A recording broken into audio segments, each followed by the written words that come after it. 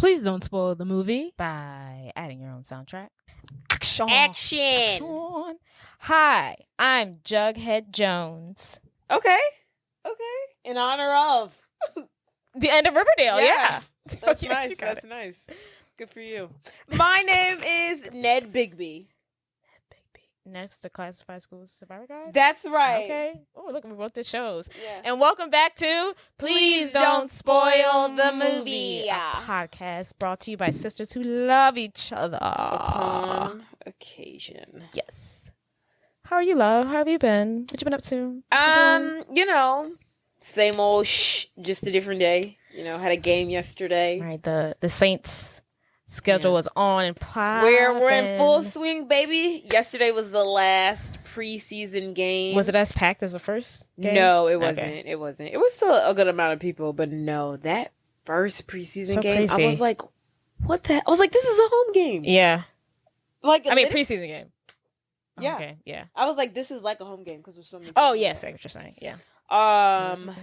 This last one, the one yesterday, it still had a good amount of people though. Yeah. Like I remember, like last year, my rookie year, there's not a soul. Yeah, there's no point. But maybe everyone's excited for the new quarterback and the. Well, I feel like the reason why the first preseason game was so packed is because we're playing the Kansas City Chiefs. True that. There's a lot of Kansas City people there. Yeah, they're 2-time Super Bowl champs in like 2 years. Forgot about that part. Yes. So that's. I'm watched sure Patrick Mahone and Travis Kelce, maybe drew in a lot of. That's true. lot of people. The stars, the big names, darling. The big names, darling. But yeah, so game was exhausting. Right, 7:00. Jesus. Oh my god! Like first of all, typically all of our games 12:00 are at noon. 12 p.m. This was like prime time, 7 p.m. I was like, oh my god. Got at the Dome at 2 and I was like, something just doesn't feel right. Yeah, it doesn't feel right. It felt very peculiar. And oh my god. What time did y'all leave? I feel like I got to the locker room at like 10:20. I didn't get home until like 10:50. Yeah, I didn't go out after, thank God. Absolutely not. I know y'all be like it. By no means. Sunday. What's open? I don't know. Y'all trying to make it work. Sunday at 10 o'clock. When the Saints lose. Oh, they didn't lose? Oh, man. Nothing. I'm sure there's nothing for us to see here. Yeah. Nothing for us to do. Yes. Sorry, guys. I'm having technical difficulties. My Jordan sucks at her job. Oh, my God. Whatever. My laptop is so old, and maybe I dropped it. I don't know. But every time I push the screen back, it goes black, shuts down. But yeah, the game was exhausting. Someone dropped me. I'm really upset about it. But whatever. Oh, wow. And what thing were you doing? Oh, my God. We have to do like 100,000 million routines this year. And it's just like so much to think about. And we were doing a quarter break performance. And one of my teammates, he just had to put me up in hands. You don't know what that is, but it's fine. A simple stunt. Like this? Yeah. Good for you. Oh my God, she got it right. Oh my God, yes. It's when they throw you up in the air and they just catch you at their shoulders. With their hands, yeah. And with their hands. Simple. He dropped me. I was just like, ugh. Dang. Did he drop you the moment you got up there, or did he eventually drop you? It was like, no. So he caught my feet, and I feel like he did one of these. Oh. Where he made it unbalanced. So now at this point, I can't stand on that. Yeah. And so my body has no other choice but to kind of like gravity takes its. Did he catch you? I mean, yeah, he catch me. Okay. Caught me, yeah. But you live and you learn, darling. Just preseason. So yeah, but whatever. We're moving on. What's going on with you? What's up? What's happening? On Movie Alert, I saw the new Blue Beetle. Did not want to see it. But it was pretty good. You liked it, huh? Yeah, I did. One of my coworkers saw it. She said on a scale of 1 to 10, she gave it a 9. Without George Lopez, she would have given it like a 6. Agreed. That was the only, because Chancellor's brother, we went with Chancellor's brother and mom. They wanted to see it. Sweet. Yeah. It was like a family night. But I really didn't want to see it. But I was going to watch the trailer. I was like, George Lopez is in it. So I was like, fine. I will go for George Lopez. It can't go that bad. Right. If he's in it, yes. It can't be that bad. But I just realized that I'm totally like over. It's not. I thought it was a Marvel movie. It's not. It's DC apparently. But I'm just totally. It does look like a Marvel movie. Yes. You're just over the superhero. I'm just over the superhero movies. I will say, good for DC, because usually their superheroes movies lately have been trash. Horrible. They're doing horrible. Yes, but it gave Marvel level. So I was like, oh, this is a Marvel movie. Good for them. Yeah, but I'm totally over it. Bravo. I do really want to see Bottoms. Have you seen the commercial for that? No, but I do want to see it. I feel like so I bad. see it all over Twitter, and I'm just Yeah. like, okay. But it's one of those movies that like is in theaters for like 5 seconds, know. and you can't find it. People at were any saying regular that they theater. only released it in a couple of theaters. It wasn't like See? worldwide, which is annoying. Exactly. But it made good money apparently. Oh, so well, far. that's good. Glad to hear it. But I think it's about like two girls who are lesbians and they're trying to get their lesbian crush, the two main girls. Oh. So the black girl is on the show The Bear. Yeah. And I then realized that. And then the other girl, she was an idol.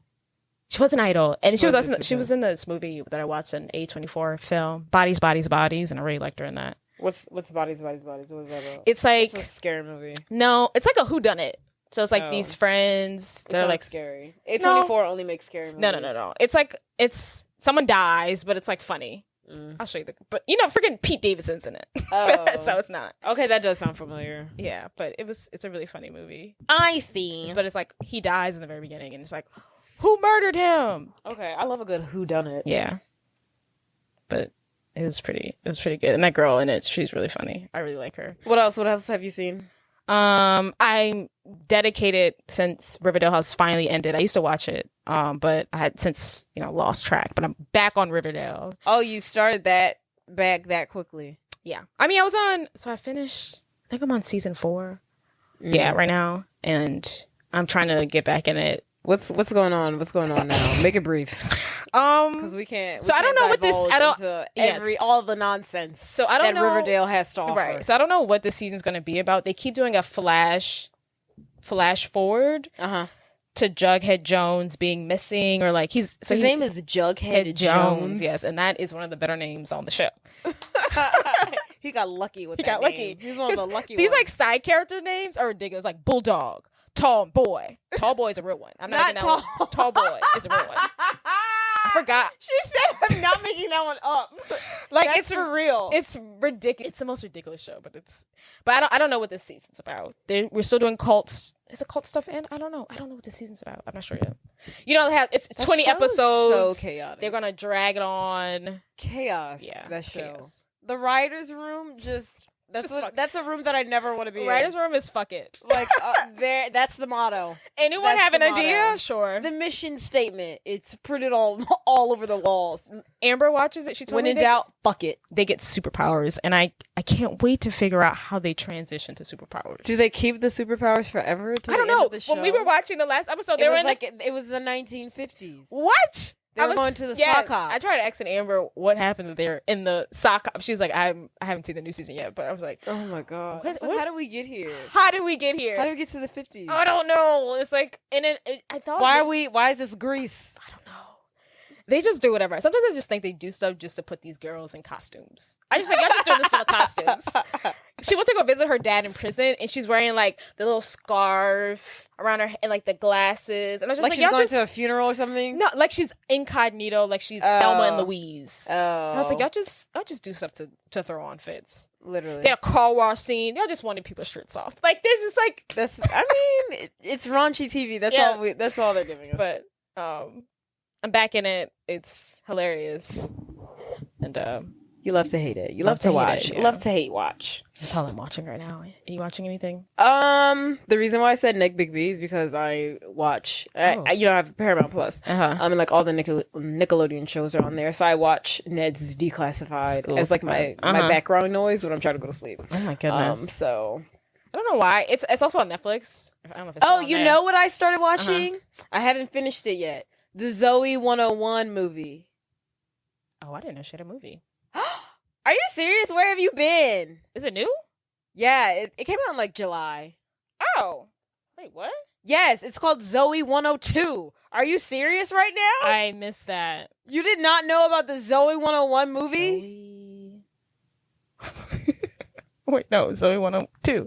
All right, you're right. No, I had no idea about this. Oh my goodness, you haven't seen commercials? Who's in it? Everybody? No. Not everybody, because a lot of the people who used to be on the show are relatively famous now. So obviously, well, not.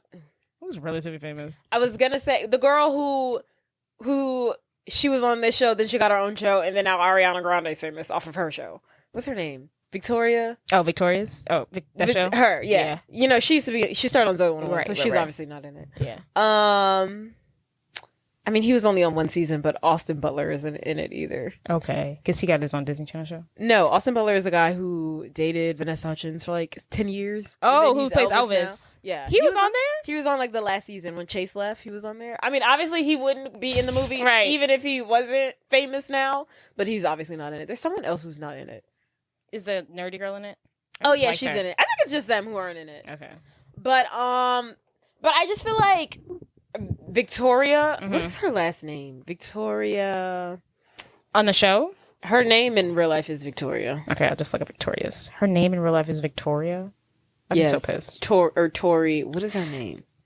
Victoria Justice? Victoria Justice. That's it. I don't know. I feel like because she wasn't in it, they were like scrambling to like get other people who were still on the show in there To fill in. And I was just like, when they were introducing like the other characters that weren't like the main core people, I was like, who the hell is this? Yeah. Some of these, and you can tell some of these people don't act anymore because they're just like, they look like regular people. They look horrible. Yeah, they don't look like they were movie ready. What did you think so far? I haven't finished Oh, it. Is this guy in it? Logan? Yeah. So what it's about, I can't believe you haven't heard. Never heard of this. I can't believe you've heard nothing about this. Nothing. Where's my Twitter? And then that's the thing, I think that's fair because like literally no one was asking for this. Like it was just so like no one was really asking. No one needed so especially everyone was mad at Jamie Lynn Spears. Yeah, and like the timing of it all was just so piss poor. It's just like if you maybe like 5 years ago, yeah, sure. It's like they're like 40 now. It's just like it's too far gone. You've waited too long. Yeah, you sat on it too long. But anywho, so it's about Quinn, you remember the nerdy girl? Yeah. And Logan, you remember how on the show they used to date? So yes. They get married. Okay, this is their and wedding. Then Zoe is the maid of honor in the wedding. And this is her first time seeing Chase in X amount of years. So this is, and then here's my thoughts on it.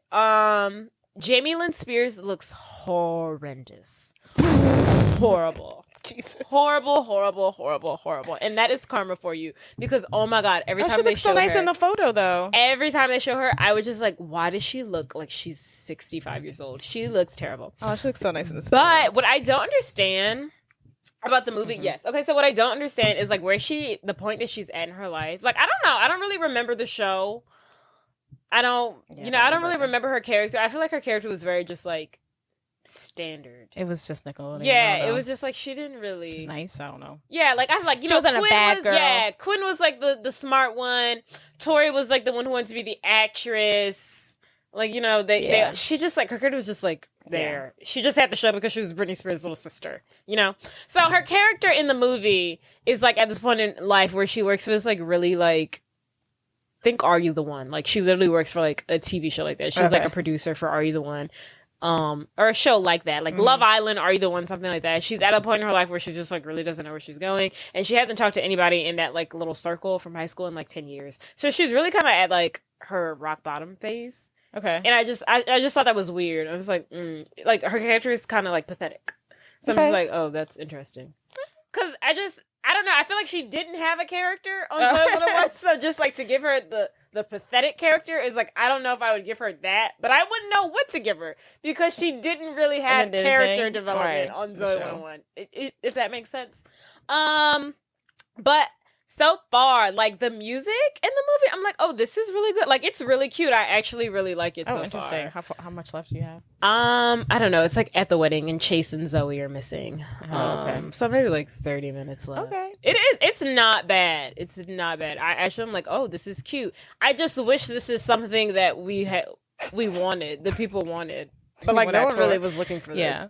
Because I remember years ago, I don't know if you recall, it was like maybe like 5 years ago. I feel like I was in college. Randomly, I don't even know where this dropped. If it dropped on YouTube or Nickelodeon.com, whatever. The people on the cast from Zoe 101 made it was like a 10-minute episode, and it was like Chase looking for Zoe, but like she wasn't in it. Okay. Jamie Lynn Spears wasn't in it. She wasn't in the episode. Yeah. No, this was after she had the baby. This was like 5 years ago. Oh, okay. Now when the show ended, this was like a couple years ago. And it was like a cliffhanger type episode. It was like, oh, It was like weird. Uh-huh. And then everyone's like, oh my God, this is crazy. Are they going to make a movie? That's when they should have done it. Because you dropped this like 10-minute episode of like what, like it was like a follow-up episode like 10 years later. And like Chase is still in love with Zoe. And y'all gave us nothing. And like that was it. And nothing ever came from that ever again. And then 10 years later after that, you give us a movie that nobody asked for. I wonder if they pushed it back because the whole everyone hated her. No one hated her then. 5 years ago? I don't know. Chase. Oh. And then, okay, so then the whole thing about the movie is like no one's watched this show in like 20 years. The plot here is like she's scared to like see Chase, so she pays this guy to. It's like The Wedding Crashers. Whatever that movie is with that girl who looks like I Love Lucy, and she like pays someone to for be her date. Yeah, to be her date at a wedding. It's literally like that. That's literally the plot of this movie. Mm-hmm. She plays this actor to be her date at the wedding, right? Mm-hmm. And she's scared to see Chase because she hasn't seen him in years because. And I was just like, did this happen on the show? Because if it did, I have no recollection of it. Because he left like the last season and y'all introduced Austin Butler to us. And she started dating Austin Butler's character. So I don't remember any of this. But in the movie, she's scared to see Chase because they went or were supposed to go to Hawaii together. And she stood him up. And they've never talked since then. And, like, that's, like, the whole basis of their, like, awkward tension, yada, yada, yada. I'm like, was this on the show? No. Because I don't remember that. That's just, maybe this is like y'all just added that in there? Yeah. I thought that, I didn't like that. I didn't like that. Pick up where you left off. Make it make sense. But, so far, it's cute. I'll have to finish it. Okay. Yeah. Report back. Yeah. I'll have to check it out. No idea this was happening. It's on Paramount Plus. Yeah. No idea it was happening. Yeah. I can't believe it. I can't believe it. I can't believe it. You haven't no one seen told it on me. Twitter? No, absolutely not seen it on Twitter, which is crazy. Oh my goodness. Well, I don't know where my Twitter's at, but yeah. Have not seen it. Cute enough though. The music, I was like, one of the keys to the excellent movie is a great soundtrack. The music in there, I'm like, oh my God.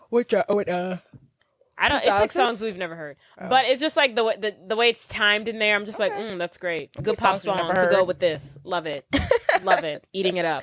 Okay. Hats off to the composer. All right, I have to check it out when it diversifies. But yeah, that's all I have. That's all I've been watching. Okay. Yeah. Do you want to tell people about the movie we're talking about today? Okay, think of young Chris Evans. Think the original Margot Robbie. I'm going to come back to that comment. Are you serious right now? Think The original Margot. She's all that. Think This is your 10 job. things I hate about you. Think spoof movies. Think Pretty in Pink. Think 16 Candles. Think Ferris Bueller's Day Off. Think The Breakfast Club. Think Risky Business. Think American Pie. Think Rudy. Never Been Kissed. Think Never Been Kissed. Think Cruel Intentions. And put it all into a pot. And boil it up. And call it a spoof movie. And that brings us to... Drumroll, please. Not another teenage movie. Yeah. Is this not another teen movie or not another teenage movie? Not another teenage movie. Are we sure? Yes. You should really know this. I'm telling you it. You should really know this. It says not another teen movie here. They're lying. You're incorrect. So here we go. Summary. We're doing not another teen movie. It's not teenage movie? Okay. Janey Briggs, an aspiring artist who's outcast by her classmates for wearing glasses, a ponytail, and pink-covered overalls, is courted by Jake Weiler, played by Chris Evans, the all-American football star who makes a silly bet that he can turn Janey into prom queen. In this risque, twisted parody on She's All That. And a whole bunch of other crap. And a whole bunch of other movies. But mainly. All right. Let's dive in, shall we? The film was released December 14th, 2001 by Columbia Pictures. It is written by Mike Bender, Adam J. Epstein, Andrew Jacobson, Phil Buman, and Buddy Johnson. Directed by Joel Gallen. The budget? 10 million. Not bad. 12 million. Even closer. 15 million. There you go. Good job. My hat's off to you. Box office now. 80. Okay. Not bad. 90. No. Oh, dang it. 60? Yeah. 65? $66.5 million hairs. Not bad. Yes. So, like mentioned, the film is a parody of She's All That, while it also pulls from other films, including 10 Things I Hate About You, Varsity Blues, Pretty in Pink, Can't Hardly Wait, Bring It On, American Pie, Cruel Intentions, and many more. So I'm going to go through the cast first. Okay. And then as I go through the cast, thank God for Wikipedia because they did all the work for me. But as I go through the cast, I'm going to say who this character is based off of in reference to which movie. Oh, okay. So, first we have Cheryl Lee as Janey Briggs, who is stereotype the pretty ugly girl, who is based off of the character Lady Box, and She's All That, the episode movie that we just did previously, as well as Katarina Stratford in 10 Things I Hate About You, Yes. and Andy true. Walsh, played by Molly Ringwald in Pretty in Pink. Okay. So she's all three of those. I don't get the Pretty in Pink one, but Why don't you get the Pretty in Pink one? Pretty in Pink is that she's, I guess. She's the poor girl who falls in love with the rich popular guy. Well, it's just, I don't know. It's just, I mean, loosely, but yes. but I don't know. It's to me, it's more, it's just Lainey. I don't know. I guess you're right, but it could also Yeah, I be guess. Pretty in Pink. So I would just go with it. Chris Evans as Jake Weiler, the popular jock, Yes. who is based off of Zach Seiler from She's All That. Also, Jake Ryan from 16 Candles. Okay. And Jonathan Moxon from Varsity Blues. I've never really seen Varsity Blues. So I'll have to it's very loose, but yeah, I mean, just like Yeah. the football scenes Thing, and yeah. like the whole like, Coach, put me in. put him in, coach. Jamie Presley as Priscilla, the nasty cheerleader, based on Taylor Vaughn from She's All That. Big Red and Torrance from Bring It On, and Angela Hayes from American Beauty. Oh yes. She likes the guy. Then we have Eric Christian Olsen playing Austin, the cocky blonde guy. This is also Jake Weiler's arch enemy. Obviously, he plays Dean Sampson Jr., played by Paul Walker, and She's All That, as well as Steph McKee from Pretty in Pink. Then we have, and then I also read somewhere that he's also Paul Walker in Varsity Blues, which I'm like, not really, but Okay. sure, why not? Then we have Mia Kishner playing Catherine Weiler, the cruelest girl in school, and she also plays, Jake Weiler's sister. She is playing Catherine. I don't know this last name. Catherine from Cruel Intentions, obviously. And then Mackenzie Seiler, Anna Paquin, and the little sister from She's All That.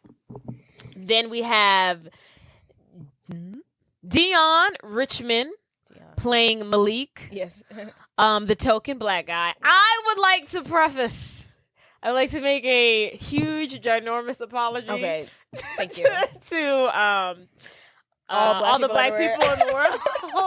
All black people everywhere. To my race. The last time we found ourselves here and we were doing She's All That, we brought up this movie, and I had mentioned that the guy who plays the black guy and She's All That is the same black guy and not another teen movie. It is not the same. I didn't think it was. It is but not I the didn't feel same like black researching guy. it. It is not the same black guy, and that is what the stereotypes of Hollywood will do to you. Yeah. Because they had me thinking that these black guys were the exact same. It's not my fault. Because they were both playing the stereotypical black guy. This is not my fault, but I will take accountability for my actions. And I just want to not only apologize to all black men who play the token black guy, but also Dion Richmond and Dual Hall, who plays Preston, and She's All Thank That. you. So, back to what I was saying, back to our regular scheduled programming. Again, Dion Richmond plays Malik, Stereotype, the token black guy, who is a parody of Preston, played by Dual Hall from She's All That. Two totally separate black men. Entities. Sorry. Black men. So then we have No relation. no relation. Then we had, besides playing the stereotypical black guy, then we have Eric Jugman playing Ricky Lipman, the obsessed best friend, who is Ducky Dale Yes. from Pretty in Pink, Got that played by John Cryer. Then we have Ron Lester playing Reggie Ray, the stupid fat guy, who is a parody to Billy Bob and Varsity Blues. Then we have Cody McCains playing Mitch Briggs, Janey Briggs' little brother, whose stereotype is a desperate virgin. His parodies include Kevin Myers from American Pie. Yes. Preston Myers. Oh, interesting. Preston Myers from Can't Hardly Wait. Yes, because he loves whatchamacallit. Yes. And Simon Boggs, the little brother, She's All That. And then John Bender, The Breakfast Club. When they have the breakfast. Just for that tiny part. No. So. Yeah. Then we have Sam Hugsington. Sam, this man, play Ox, stereotype, the sensitive guy, whose parody is Oz from American Pie, as well as Andrew Clark from The Breakfast Club. Who's Oz from? Literally take Ox, the character in not another teenage movie, and he's literally that character from Oz. He's literally Oz. So if you don't know, I can't make you. Is Literally what he plays is to a T. not the guy American with the camera, Pie. right? No, Not the what? guy with the camera, right? No, there. Oh, you said American Pie. Oh, yes. Nah, yeah. Oh, I heard American Beauty. Yes, I know. You're talking about. American Pie. Yes. Yes, Then we exactly. have Sam Levin, who plays Bruce. His stereotype is the wannabe. He draws from Daniel LaRossi, I don't know, I've never seen Karate Kid, but from Karate Kid, as well as Jim Levinstein from American Pie, so Jim, the main guy. Okay. I don't know how he pulls from Jim. Yeah, me either. And then Kevin Fishner, Seth Green's character in Can't Hardly Wait. You remember the one who he really tries to appropriate Black culture. Yes. And Can't Hardly Wait. Yeah. He appropriates Asian culture. Yes, in this one. Then we have Lacey Shabert, plays Amanda Becker, the perfect it girl. She is parody Amanda Beckett, Jennifer Love Huge Tits, from Can't Hardly Wait. Yes. Then Mean Girls. That's where she's from. we don't even really need to say her name. Character is Areola, stereotype, the foreign exchange student. She is parody to Nadia from American Pie. Yeah. Riley Smith plays Les, the beautiful weirdo. With the which camera. is parody, the guy with the camera, which is parody to Ricky Fitz from American Pie.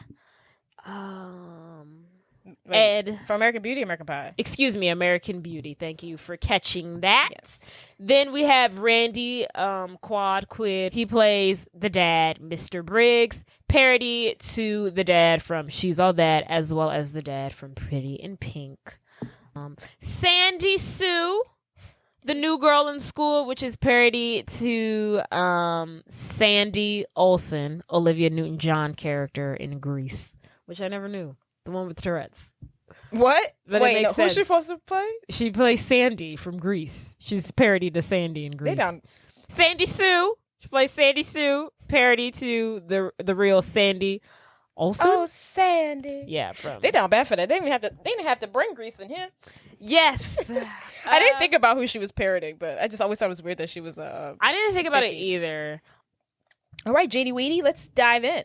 All right. Ooh, I'm about to dive in. Oh, wow. Dive in. When I was typing this movie, I forgot how vulgar it was. Okay. Yeah. I was like, oh my goodness. I can't believe we're doing such a vulgar movie. R-rated this film is. Oh, Jesus. So, the movie begins with... This is our first R-rated film. Yes. Look at us. So, cover your ears, children.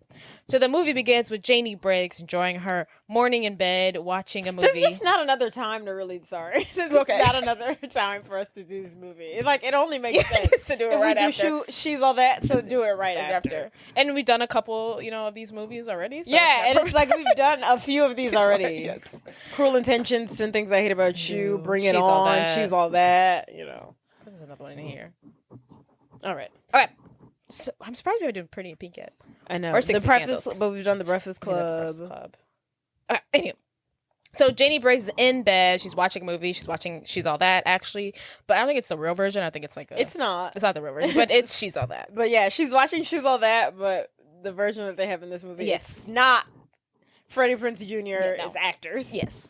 So Janey takes this time to pleasure herself. She whips out a dildo. It's a vibrator. A vibrator. And it says, it's huge. Vibrator is massive, but it pink. says on it, my tiny little vibrator. But it's pretty big. The biggest vibrator I've ever seen. So she begins to pleasure herself, but as soon as she starts, she's interrupted by her dad and her little brother coming in to wish her a happy frickin' birthday. Happy birthday, Janey. So sweet of her. She's trying to conceal her masturbation. I don't know how to talk about this, but as she's doing that, look who else is here. Her grandparents walk in. They're like, happy birthday, Janey. Oh wow! She's like, Grandpa, what are you guys doing here? And then it just keeps on getting worse. A priest comes in. The priest comes in. Father O'Flanagan. Is that his name? Yes, Jesus. walks in. The nerve. The Irish Catholic priest walks in. And then he's like, happy birthday, Janey. And then I brought the kids from the center down here with you. They want to tell you happy birthday, too. You know this Then family don't go to church. Right. This family does not go to church. Literally, they all walk in. And they're like, hey, Janey, happy birthday, Janey. Happy birthday, Janey. It smells in here, Janey. And then gross. everybody's just in there. Mhm. Everybody. Then the dog comes in. Then the dog comes in. He blows the spot up. While this is all happening, the vibrator is still very much on, Yeah, it's and I would have inside to her. assume still very much on her clitoris. Inside, And it is just not a good thing. And then so the dog walks in. He, I guess, with his dog senses, hears the vibrator vibrating, and he does what dogs do, and he attacks her with the vibrator, and she's got the vibrator underneath the blanket so no one can really see, but he's attacking her, and he rips off the blanket, revealing the vibrator, and then the vibrator goes flying into the air, does a couple of flips, a couple of 360s, and lands onto her birthday cake that her grandmother is holding, and splatters everywhere on Janey, on the grandparents, the poor kids, Priest O'Flanagan, everybody. Everyone's affected by this. And then I also think she finishes. Yeah. Happy birthday. Happy birthday, Janey! And that scene was like American Pie. I haven't seen American Pie yet, but there's one Yeah. pretty similar. His dad walks in on him mas- doing yeah. whatever, Masturbating. Mm-hmm. So, cut to the first day of school. We see a guy giving a group of The freshmen. guy from How I Met Your Mother. Oh, that is the guy from How I Met Your Mother. Yeah, he's giving a tour. He did look familiar. I was like, I don't remember where he's from because I never really watched the show. But he's giving a tour to a group of freshmen. He's basically giving the rundown of John Hughes High School. The high school is named after the writer and director of not American Pie, of The Breakfast Club, Pretty in Pink, and 10 Things I Hate About You. Oh, so he wrote all those things. And Ferris Bueller's Day Day Off. Off. Oh my John God. Hughes. Yeah. That's John Hughes High School. Wait, that's hilarious. I love that. They're like, this is the man who makes high school. Right. Well, this is the man who writes about American high school. Yes. So he tells them this high school is different from the rest of the high school. There are no social groups. There are no cliques. And then he proceeds to divide them into very specific social groups. And cliques. There's the jocks, who I like to point out, when they're standing by each other, their Letterman jackets spell out jocks. Oh, does it really? That's hilarious. I Right? did not notice that. There's the nerds, the popular slutty girls. And then he tells them that these are going to be only friends for your rest of the high school career. Get to know them, get to love them. This is where you're hanging out. After he just said there's no social cliques. After he just whatsoever. told them that Cut to, we see Janey and her little brother Mitch and her dad all in the car. They're driving. Their dad is driving them to school. Drunk, probably. Probably. Janey is reading a book entitled what is it called? How to Make a Rebellious Statement by Ignoring Boys. That is the book that she is reading. And this is her version of a Cat Stratus. This is giving Cat Stratus from 10 Things I Hate About You. Very much. And she makes a point of saying stuff like, I'm not a typical high school girl. She's like, I eat tofu and I listen to Bikini Kills and I read I read Sylvia Plath. Okay. Yes. It's actually a really good girl band name. Bikini Kill. It is. And she's like, I'm not a regular girl. I'm a unique rebel. And then Mitch proceeds to call her a lesbo. And then he's like, come on, Janey, if you're not having sex, Dad won't let me have sex, which is, of course, another homage to 10 Things I Hate About You. Exactly. And then she's like, I'm a unique rebel. He calls her a lesbo. And then the dad's like, look, if she wants to be a carpet muncher, Mitch, let her be a carpet muncher. Thanks, Dad. And she's like, thanks, Daddy. And then so they pull up at the school right before the dad hits a cheerleader with his car. You know how that goes. And then Janey and Mitch get out. They're very broken down, beat up hoopty of a pickup truck that the dad is driving. So in this version of She's All That, the dad is dirt poor. Dirt poor. I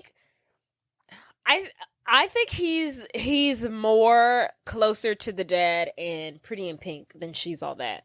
Yeah. Because the dad in Pretty in Pink, like, they were poor. They were dirt poor. The dad in Pretty in Pink. It was dirt poor. The dad and She's All That, he was kind of like, he had his own business. He was a middleman, American man.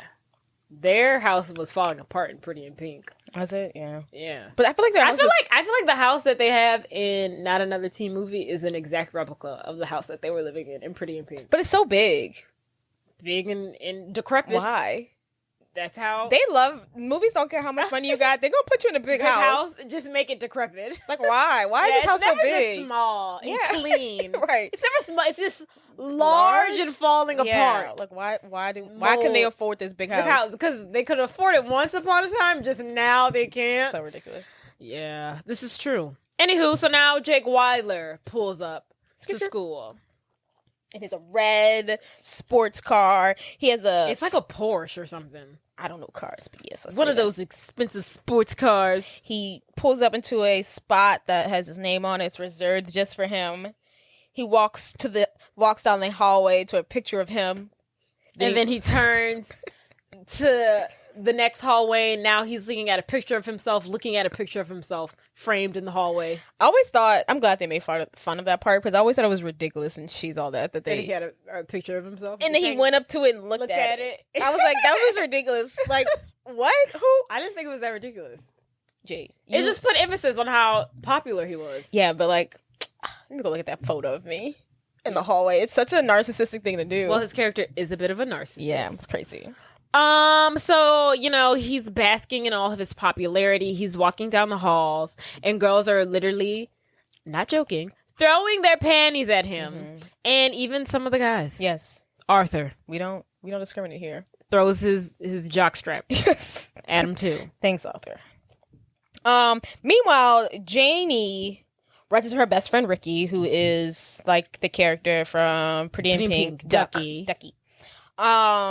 And he's telling her how he spent his weekend playing music outside of her house, making her another mixtape, one of the plethora of mixtapes that he's made for her.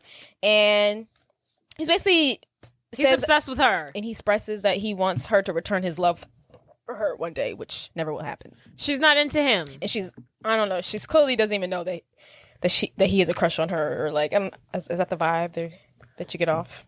Oh, absolutely. Yeah, she doesn't even know that he has a crush on her. Or she does know, and she just doesn't care. She doesn't acknowledge it at all. Because she's reading the book, yes, How to Be a Rebel by Ignoring Boys. Yes, and that's what she's doing. Yeah, this is a very popular trope. The best friend's in love with the girl, the girl's in love with the popular guy. Of course. You know it. Moving on. So then we are taken to Mitch. He's walking the halls. You remember Janey's little brother? Yeah, I didn't like his scenes. His scenes were disgusting. His scenes are gross. Every time he comes on the scene, it's something gross. Yeah, it's something well, gross. he's gross. He's a gross teenage boy. That's what they Horny. do. So we are introduced to Mitch. Well, we've already been introduced to Mitch, but now we're introduced to Mitch and his friends.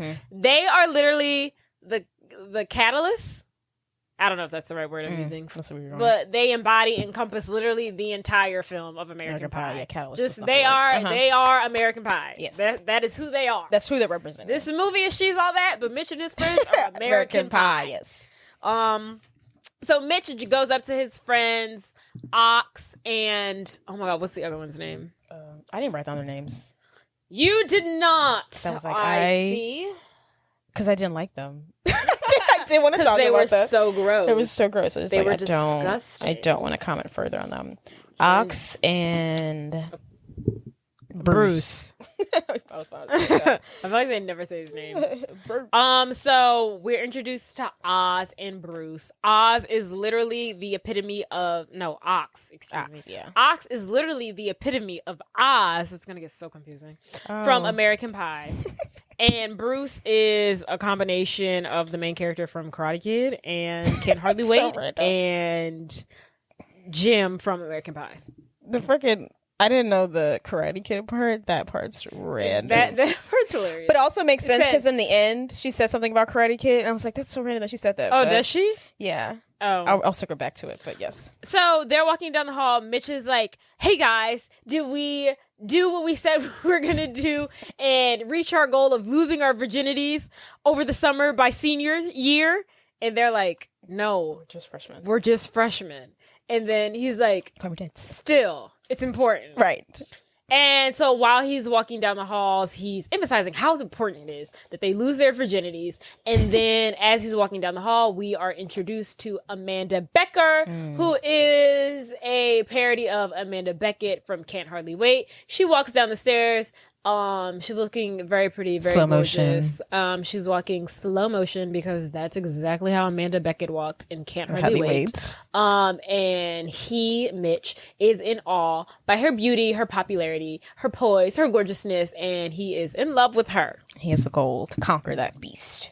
So Jake meets up with his football friends. We meet Reggie Ray, who is 5 concussions away from being dead. Varsity Blues. Because he has a blood clot the size of a grapefruit. Yeah, from football. Austin, who is Jake's arch nemesis, frenemy, best hater, friend, right? Frenemy. Who likes to remind everyone that Jake isn't first string anymore because of some football accident he calls. Wink, wink. We don't know what that is. And then we meet Malik, who says he's a token. I think he's actually says himself. He's the token black friend who's just there to say shit, damn, and that is whack. Shit, damn, that is whack. When appropriate, In his black sense. Yes. So then Jake and his friends, they're standing around by the lockers. Then we see Catherine strutting down the hallways in a schoolgirl uniform. Even though this is public school, she's dressed like she is going to Catholic high school. And she apparently graduated 4 years ago. What is she doing here? So then she walks up to Jake and says something really weird. She says that why? She asks Jake she poses this question to Jake. She says, Jake, why is it that every time I tell a guy he can stick it anywhere he wants, he puts it in my ass? And then Jake is like, whoa, Catherine, that's way too much information. And she's like, oh, Jake, too much information more than me telling you. I can't. Is that after they're done, I take a huge shit on their chest. And then Malik goes, shit, damn, that is whack.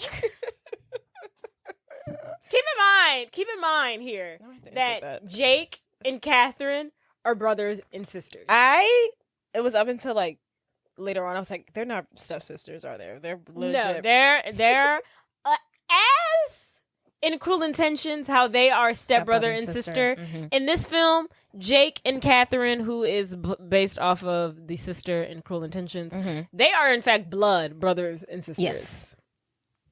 Hilariously disgusting. Hilariously disgusting. So then once Jake's little exchange with his sister, who has the hots for him, is done, then enters Priscilla. Yes. Who is the it girl, most popular girl in school, and she is the original Margot Robbie. Why you say that? She looks exactly like Margot Robbie. There's so many people who look like Margot Robbie. No. There's people who kind of sort of so. feature.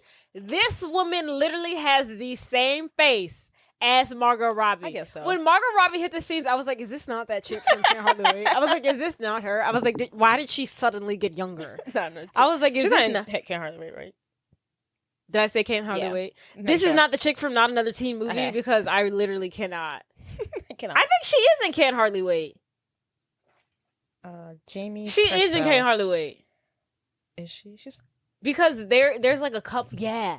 Because there's like She is. the main jock guy. He and his friends. Because you remember She's in one Can't of the- Hardly Wait, he breaks up with Amanda Beckett, and then he tells his friends to break up with their girlfriends. Oh, she's one of the. She's one of the girlfriends. Oh, that's funny. She is in Can't Hardly Wait. Look at that. Anywho, so she is in Can't Hardly Wait. She has the same face as Margot Robbie. She does. The exact same face. She does. But a lot. I'm not saying she doesn't, but I'm saying a lot of people look like Margot Robbie. Every time I see an actress, Not like, the way she looks like Margot Robbie. It's insane. Excuse me. It's actually scary. Terrified. It's uncanny. It's crazy. I guess so. Everybody Google Margot Robbie and then Google a side by side with Jamie Presley, And then tell Google me otherwise. every actress that people say. The other Margot ones Robbie. really don't look like I think they do. that chick from the Train movie. The Train movie. The murder. Bullet No, the Oh. Death on the Nile. Whatever. Yes. She don't really look like her that much. She looks just like it to me. No. It was okay. So what's funny is for the Barbie movie, they put the girl from. Of course they did. They put her in there because they were like, "Oh my god, y'all look so much alike. Let's put her in the movie." And then when they got them on set, they were like, "You know what? We don't look that much alike." They don't. But they look so much alike. They don't. If they wanted to put somebody in there who looked like her, they should have put Jamie Presley. But in there. like, but they look so much like. But I guess when you see them side by side, they don't. But they look 'Cause so they much don't. alike. Yeah, they they look so don't. much like alike. if you I think put so. Jamie Presley and Margot Robbie next to each other, you'd be like, which one is who? You'd have to put a marker on one of their wrists to dignify which one was which. So, anywho, Priscilla walks in. She walks up to Jake. Priscilla is Jake's boyfriend, by the way. She walks up to Priscilla Jake. is Jake's girlfriend. Girlfriend, excuse me, thank you. Priscilla is Jake's girlfriend, by the way. She walks up to Jake and she says, Jake, I need some T to the fourth power Y. And Jake's like, English? I don't know what the fuck you're saying. And she says, some time to talk to you. T to the fourth power Y. Time to talk to you. Oh, That makes okay. sense. T to the fourth T power. to the fourth power Y. Okay, It made sense to me, Priscilla. So they walk off. They go have their conversation. Just like in She's All That, Priscilla is now revealing to Jake that she is breaking up with him for somebody else. That somebody else is Les. He is a parody of some character from American Beauty. He has a video camera. He's weird. And he has a floating plastic bag that follows him around. In the movie, he records records. in the movie American in American Beauty. Pie. He Beauty. records. What did I say? American American Pie. Pie. Excuse me. See, this is really gonna get sticky. In American Beauty, the parody to Les, records a video of a plastic bag And talks floating about around. how beautiful it is. And he says how it's Do the you most think beautiful thing he's ever That's seen. where Katy Perry got her inspiration for "Do you ever feel like a plastic bag floating through the wind, ready to start again?" Maybe so. I don't know. Maybe. I don't know. Maybe. Maybe they were onto something. Maybe they were onto something with that plastic bag. But anywho, so she is leaving him for Les, who is a weirdo with a video camera and a plastic bag attached to him. And on the plastic bag, it says, "The most beautiful thing I've ever seen." The plastic bag. Mm-hmm. So That's what it says on the plastic bag. the plastic bag says, "The most beautiful thing I've ever seen." The plastic. The plastic bag. Okay. Is that our quote? I don't know. So she breaks up with him, and he is very confused and upset. But Yeah, it is what it is. It's high school, man. You live and you learn. So while that's going on, Janey's in art class, and she is passionately painting. And then we zoom to see the art that she's painting, and it is a stick figure. I mean, there's like paint splatter all over the place. She's All over going the in. place. You swear to God, she's making a Picasso over here. Right. This is like She's like, she gets the red paint, she gets the black paint. She's listening to Bikini Kill. something like that. She's going in. Yes, She's going in. stick figure. It's a stick That might figure. be my favorite. It's Yeah. like every time she draws, it's gonna be a stick figure, and I love that. Just like in She's All That, every time she draws, it's a freaking clown. Stick figure. Oh, I'm sorry. What? I know we're literally like a quarter way through this, Uh-huh. but I wanted to name literally every single movie that this movie references. Can I do that? You can do that already? No. Okay. It's not going to be that long. You ready? Okay. Randomly. So, Okay. this movie takes and pulls references from Grease, Airplane, My Bodyguard, The fuck is an Fast Airplane? Times at Ridgemont High, Porky's, Risky Business, The Karate Kid, Repo Man, 16 Candles, Better Off Dead, The Breakfast Club, Just One of the Guys, Ferris What? Bueller's Day Off, Lucas, Pretty in Pink, Lucas. Can't Buy My Love, 3 O'Clock High, License to Drive, Heathers, The Naked Gun from the Flies of Police Squad, Dazed Oh and my God. Confused, Rudy, Clueless, Independence Day, Can't Hardly Wait, The Facility, Pleasantville, 10 Things I Hate About You, American Beauty, American Pie, Cruel Intentions, Detroit Rocky City, What? Deuce Bigelow, Male Gigolo, Drop Dead Gorgeous, Election, Jawbreaker, Never Been Kissed, She's All That, Superstar, Varsity Blues, Almost Famous, Bring It On, Dude, Where's My Car, Road Trip, Unbreakable, Save the Last Dance, and Summer Catch. You just gave me a headache. Yes. Because one, I'm just like, 100 of them, I'm like, what's no. this movie? And then I'm like, how? And then I was How? just like, I have to stop listening. Yeah. Because I'm like, how? Literally, some of these I'm like, literally when and where. But some of them are tiny. Like, Fast Times at Ridgemont High is literally like a line that Spicoli says is written on like the chalkboard in the background. No. So it's like tiny stuff. And some of those movies I've never heard of. Some You of said these- Airplane? Yeah, Airplane, never heard of it. The one with the police. Yeah, I don't know what that is. The Naked Gun from the Flies of the Police Squad. I don't know. What a title. what a The Naked title. Gun from the what? Yeah. Independence Day. I'm like, how did that get in here? Like, No what? idea. Where is that coming from? Independence. I don't know who. This is on Wikipedia now. I don't know what their sources are, but you know. I always trust Wikipedia, no matter what. But why Janey is in art class painting the hell out of that freaking stick figure, man. She gets interrupted by getting a call from the principal's office, and she arrives at the principal's office, and she's asked to show around the new foreign exchange student, Areola, who is a parody to Nadia from American Pie. And Areola is butt ass naked. Areola's out. That's Vash is out. Booty hole out. This It's movie's all out. really. I feel like they don't even make rated R And movies like this anymore. This is very Rated R. raunchy This and is like rated R. X. X. Yes.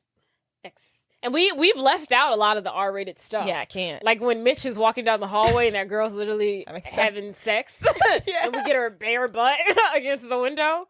Some of the stuff I'm watching, I'm like, oh my god, this is too much. Yeah, I'm just like, oh. And you want to know what's crazy? Mm. I am almost 99.9% positive. I saw this movie first before I ever Saw saw any of She's them. All That.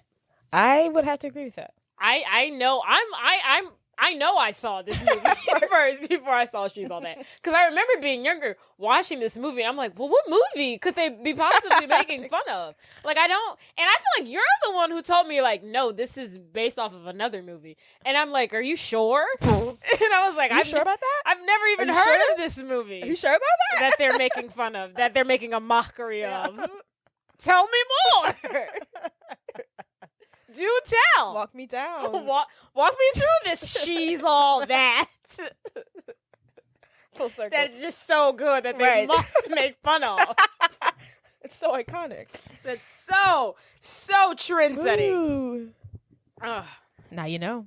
And now look at us. Now you know. It's your favorite freaking movie. It's my favorite freaking film. So Ariel tells, the principal that she is there to help. Not learn- Ariel. Areola. Sorry. Not Ariel. Areola. Areola is there to help nerd kids lose their virginity because, they can't have sex with regular American boys. American girls because they know better. Yes, so that's what she's there for. And then meanwhile, we also get a scene in the main office. There's these two guys talking about how there's apparently a student that's undercover, and she's a news reporter, and she's pretending to be a high school student. And then we see this old lady walk by. And she asks them where the biology lab is. No, English teacher, because Oh. Because she asked where the English teacher is? Yeah. I didn't. Well, because I had never been kissed. She was in love with the English teacher.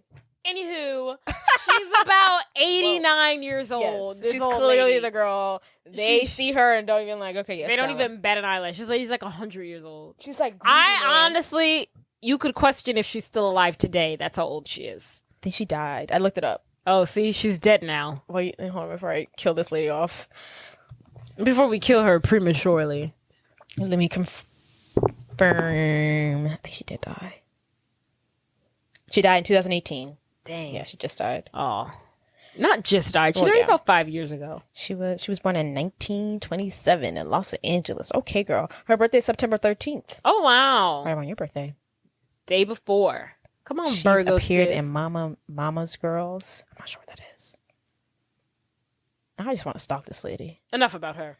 So she is about 100, and she is the one posing to She's on Austin and Alley, apparently. Okay, sorry. Oh, really? Yeah.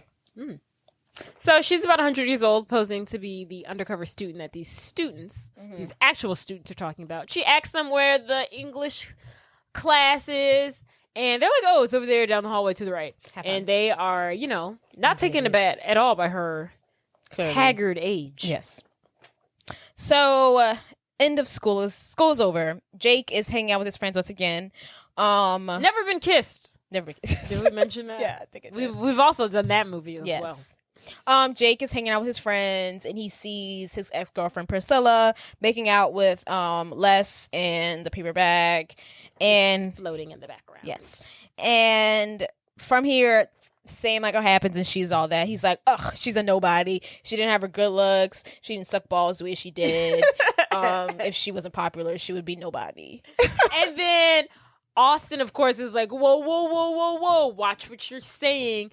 She's 2 words. Prom queen material. You said it. Material. That's exactly what he says. Material. And Jake's like, of course, I can turn anybody into prom queen. And of course, Austin is like, I feel a bet coming on. They take the bet. And then Malik joins in and he's like, I'll take the bet as well. I'll bet that you'll lose, but learn a valuable life lesson in the end. In turn, you winning. In life. That is. Not the bet, but in life. And Jake's like, yeah. Jake's like, yeah, sure. sure. I think that one too. Sure, black guy. I'll do that. And then so while the bet has been made, now Austin is perusing, the high school courtyard. The options. For who will be this young lady that will be turned and transformed into prom queen. Yes. We see a girl who has a hunchback. Too easy. Just too easy. Remove the hunchback. She's totally doable. Yes. Totally doable. We see an albino guitarist. Albino chicks with guitars are hot. She's got no pigment whatsoever, and she's blind. 10 out of 10. Who cares? And then we see 2 twins who are connected at the neck. What do you call those? I forget what you call them. By the head. By the head. Conjoined twins. Conjoined twins. Separate them? 2 perfectly good working chicks. Right. 2 girls for the price of 1. Right. That's what I'm seeing. Too easy. Easily prom queen. Way too easy. Way too easy. This movie's so messed up. So then, after we've seen a hunchback, the hunchback of Notre Dame, really. A hippie albino. A hippie albino who's blind. And then 2 sisters conjoined at the head. We see now. Too easy. Too easy. We see now Janey Briggs walk in. And she is the perfect specimen. Is that a ponytail? The overalls? Glasses? She's in today's age. She's wearing glasses. Today's age? Does she know about modern technology? It's contacts. The horror. The ponytail. The glasses. Oh, they're there's paint on her overalls. The paint covered overalls. And Jake is concerned. Anybody but her. Please. Janey Briggs. No. And Austin has made his decision. He's like, it's her. Mind you, she's even hotter than the girl from She's All That. Way, way, way hotter. She's stunning. Like beautiful. Yeah. She's gorgeous. There's no way that it's so funny. Like you could really, if you really, I mean, beauty's in the eye of the beholder, everybody. But if somebody really wants to like fight to the death and make the argument that the girl in She's All That, Lainey Boggs, is unattractive, I mean, maybe you can make the argument. There's no argument saying right. This. There's no argument about saying about this girl. No and argument. I think they did it on purpose. They're like, for sure, beyond stunning. Yeah, Like, we have to make her so beautiful. She must be gorgeous. I don't know. So while that's going on, I thought this was the end of the school day, but it's not actually. So Mitch, there's more. Yes. So Mitch is hanging out with his friends. Oh my god, American Pie. I didn't even want to talk about this. It's so disgusting. So they are trying to spy on the girls during PE. Mitch, Ox, and what's his name? Bruce. Who cares? It is Bruce. Yeah, I was right. Bruce. Yeah. I was just taking a shot in the dark. They're in PE. They're doing their American Pie stuff. And then they see one of the girls exit and go into the girls' locker room after PE. And then they're like, this is a great opportunity for us to like take a peek and see what's going on. All that lives on in a all-girl locker room. I just want to remind everyone, peeking Toms is like the beginning stages of being a serial killer. So is it really? It's the beginning stages of becoming someone who's going to sexually assault a woman. Yes. You flashing your penis to people. I mean, not you flashing your penis, but you spying on women is the beginning stages of you becoming someone who's going to kill somebody. And that is a life lesson. That's a life lesson. So don't become Mitch. Bruce. Don't be Mitch, Oz, and Bruce. Yes. So then, of course, they take it upon themselves to spy on the girls in the locker room. So somehow they make their way up to the air vents. And as they're calling through the air vents, how they get up there, I don't know. As they're calling through the air vents, they just missed by a hair, by the skin on their teeth, some of the greatest action that they probably would have ever witnessed. Right, some girl spying on a girl's locker room. Right. They literally missed two girls, like, I guess, fondling, canoodling each other. And then they even say, I can't believe we did all that stuff to each other, Chrissy. It was a one-time experience, Julie, and it'll never happen ever again. And they literally just missed it. Darn. And then Mitch is like, crap, we missed it. Let's keep going. So then they keep going, and then they make their way towards the bathroom that's over. They're in the vent that's over the ladies' bathroom. Yes. And Bruce is like, watching a girl pee-pee is not something I want to see. And Oz is like, I agree.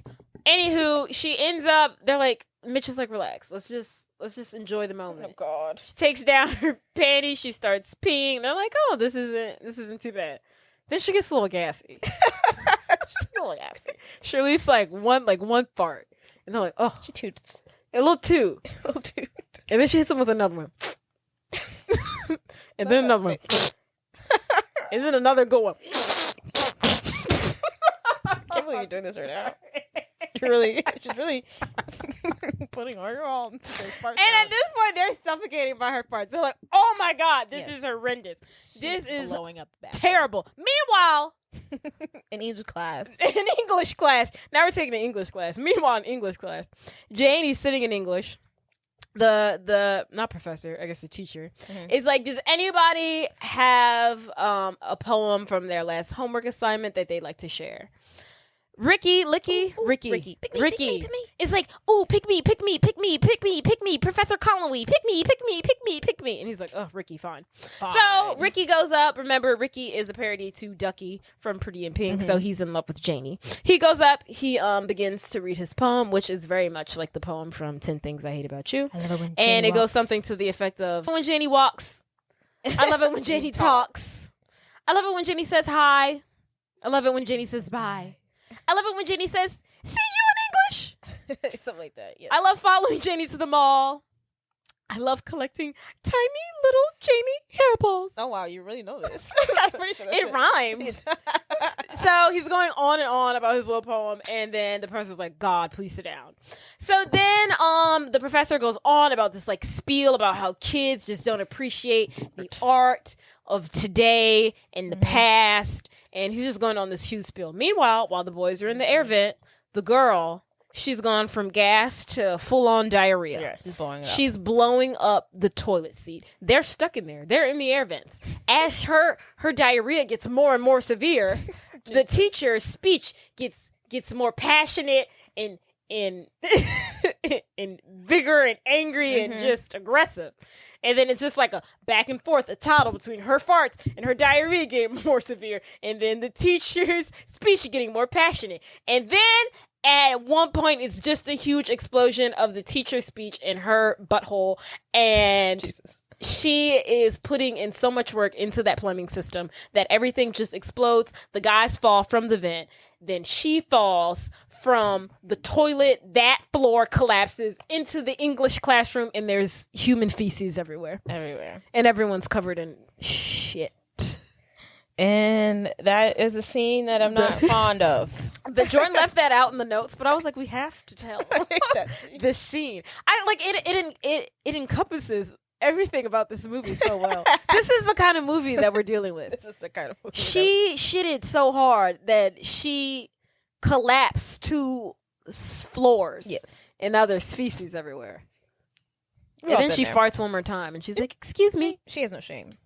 But that's just a sidebar, not really super important to the storyline here, but I just felt like it needed to be said. It should be said. So at lunch, damn, this is like a full school day. I really thought the school day was over. Right. So at lunch, This is still first day. Yeah. So Jake asked her, hey, Janey, have you ever thought about what it might be like to be the most popular girl in school? And then she's like, you mean anorexic, superficial, and a whore who lacks any long-term goals? And he's like, exactly. Precisely. And then she's like, why are you talking to me, Jake? You haven't talked to me in like 4 years. And then Jake replies, if you're referring to that time that I saw you at the movie theater, I actually wasn't waving at you. I was waving at the person behind you. So it's actually been more like 6. And then she just looks at him, and he's like, so are you interested in like hanging out sometime in public? And then she just walks away. Yeah. She's like, no. So his plan didn't really work. It didn't really take It's not off to a good run. It's not at all. While that's going on, Priscilla is holding cheerleading tryouts because one of her cheerleaders is down. They need to replace her. Because they have a competition coming up against the East Compton, North Wildcats. Oh, North Compton Wildcats. Who always bring it. Bring what, Priscilla? It. Yeah, but what is it? I'll answer that. Just the general it. I think Priscilla is my favorite character out of all these people. I think she's giving 110%, and I think she's an amazing actress in this movie. Really? I really love her. Why do you say that? Because I feel like everything she says is funny. Oh. I don't know. I just really like her character. I feel like everything she says is funny. She is funny, yeah. And it's just like, I don't know. She's just really I into think it's it. really hard to be as pretty as she is and be funny, and she's doing it. Right. I feel like it's a terrible thing to say. Like, it's really hard to be a funny girl. It's like never happened before. It's like never in the history of the world. A girl who's funny and pretty, it's like impossible. But I don't know. She just doesn't see. She's just. I say that because I feel like I've seen her a lot. Something in other things. In like funny roles. So I don't know. You're right. That was horrible to say. But that's not how it came out. Is not how I meant it. Okay. Yeah, okay. She got it. Yeah. Okay. I don't know. I just think everything she says is funny. I think her character is hilarious, and the way she's acting is 110%. Just think she's My hat's off to her. My hat's off to her. We give it to her. So while tryouts, who comes in, Jade? Enters Sandy Sue. Sandy. She's a new girl in town, in school. She's dressed like she's going to a sock hop in the 1950s. Mm-hmm. She's got the little like blonde hair curl flip up. And Classic. She introduces herself as Sandy Sue. Happy to be here. And they're like, okay, what do you have for us today? And then she starts with the cheer, and then she blurts out, insert Tourette's moment. And then she's like, I'm so sorry, it's my Tourette's. And then she walks off. And then Priscilla consults with her team, and she's like, you know what? No. Okay. Let's get one thing straight. This is not a cheerocracy. I am the cheer-tater. I make the cheer decisions around here, and I will deal with the cheer consequences. Now, if there are no more cheeruptions, we can cheer-tin you. Group stick figure mask. Copy. She'll cheer do. She'll cheer do. So Sandy Sue makes the team. Tourette's and all. This whole scene is she'll cheer. She'll cheer do. So Jake, she's so funny to me. So Jake is at football practice, and he happens to be the only one sitting on the bench.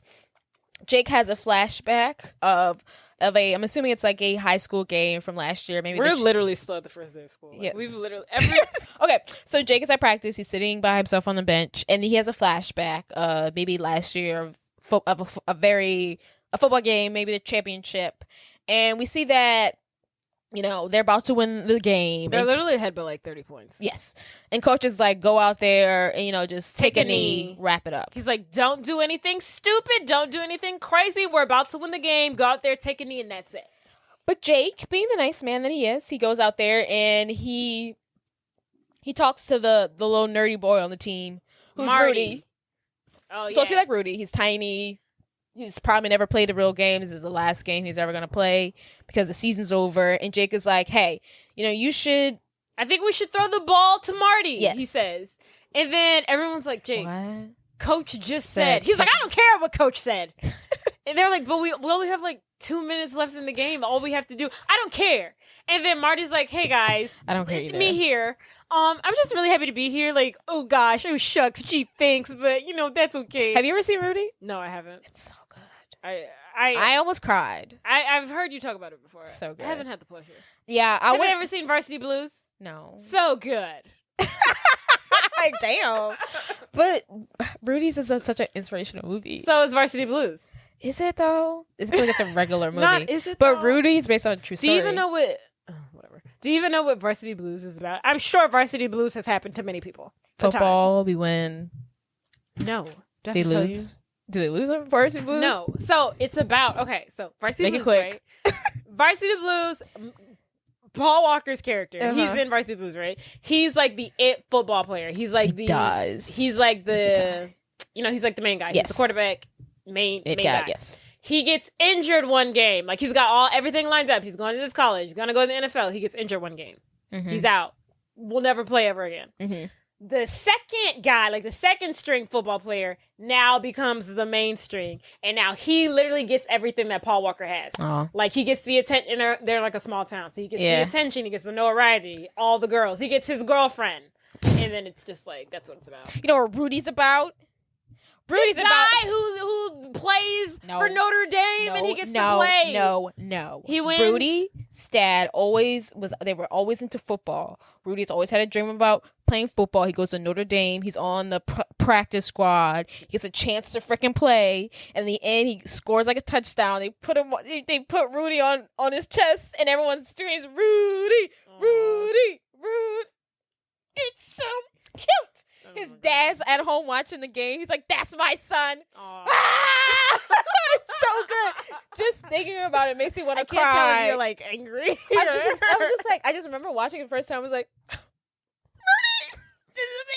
I guess I'll have to watch it one day. Cinema. But I mean, honestly, if we had to watch it in high school, so had they not forced me to watch it, I would have never watched it. Oh, you had to watch it in high school? For what reason? I don't know. I feel like we had to watch it in like religion class because he went to Notre Dame.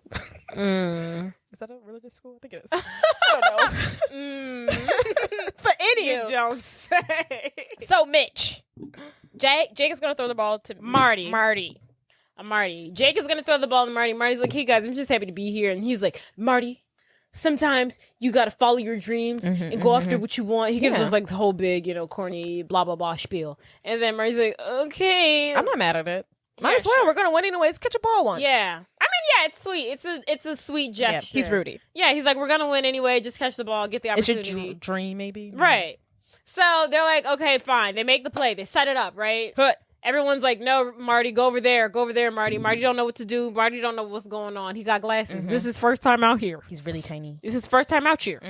So then Play's going. It's starting. Jake throws the ball. He throws it to Marty. Marty's like, no, don't throw it to me. Like, he's like waving his hand in the air. Like, no, don't throw it to me. He throws it to him anyway. Marty catches it. And he's like, oh my God. I caught it. We have like a moment. The crowd kind of And goes he silent. gets a touchdown because he touched it. Oh, yeah. And he gets a touchdown. He catches And it. then Marty's like, I did it. Right as he catches it. In that split moment. Two wide receivers? Yeah. I don't know. They tackle him from opposite ends. One high, one low. One high, one low, one on the left, one on the right. They tackle him from opposite ends. Split the kid's body in half. He's been decapitated. Someone in the background goes, nice catch.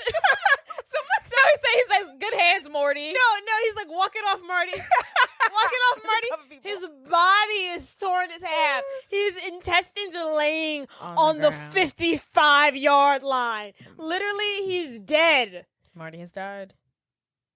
And that's they're like, walk it off, Marty. And that is why Jake is on the bench. For literally his entire high school football the rest career. of it, yes. So he's having that flashback while he's sitting on the bench at football practice. Yes. Then he snaps back into reality. He wakes up. He realizes practice is over. He runs up to coach and he's like, hey, coach, I didn't even get to practice. And he's like, get to practice?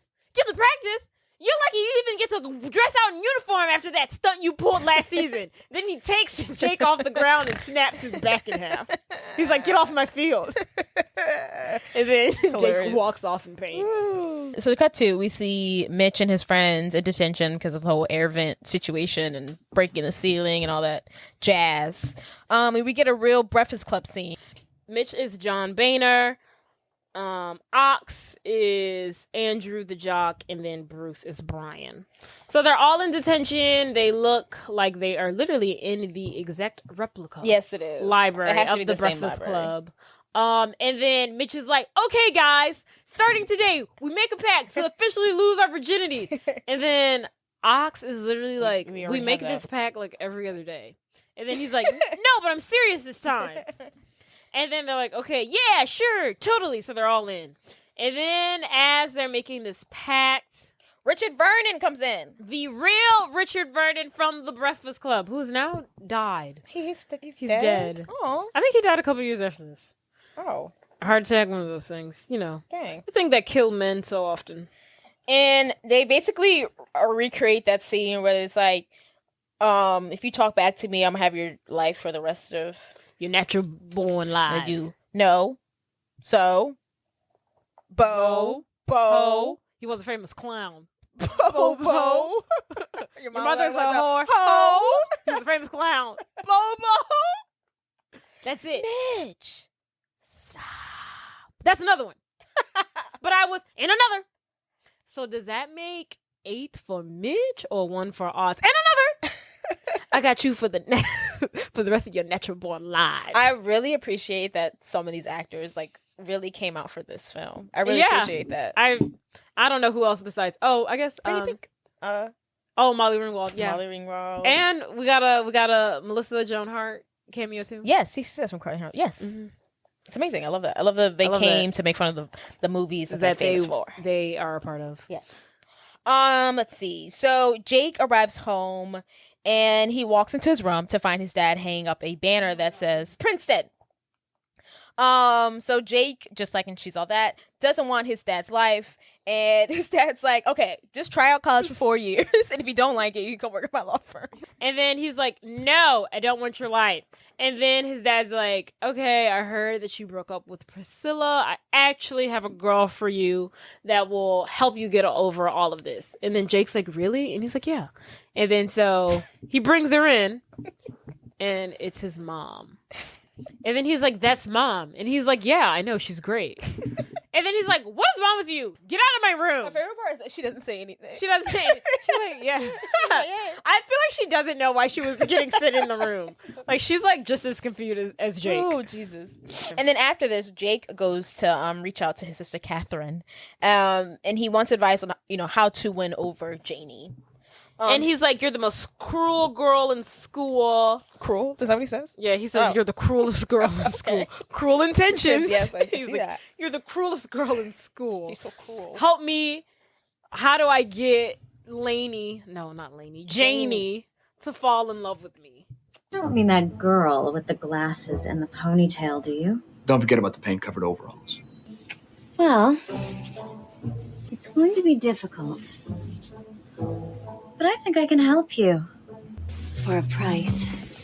And this time, I don't want your car.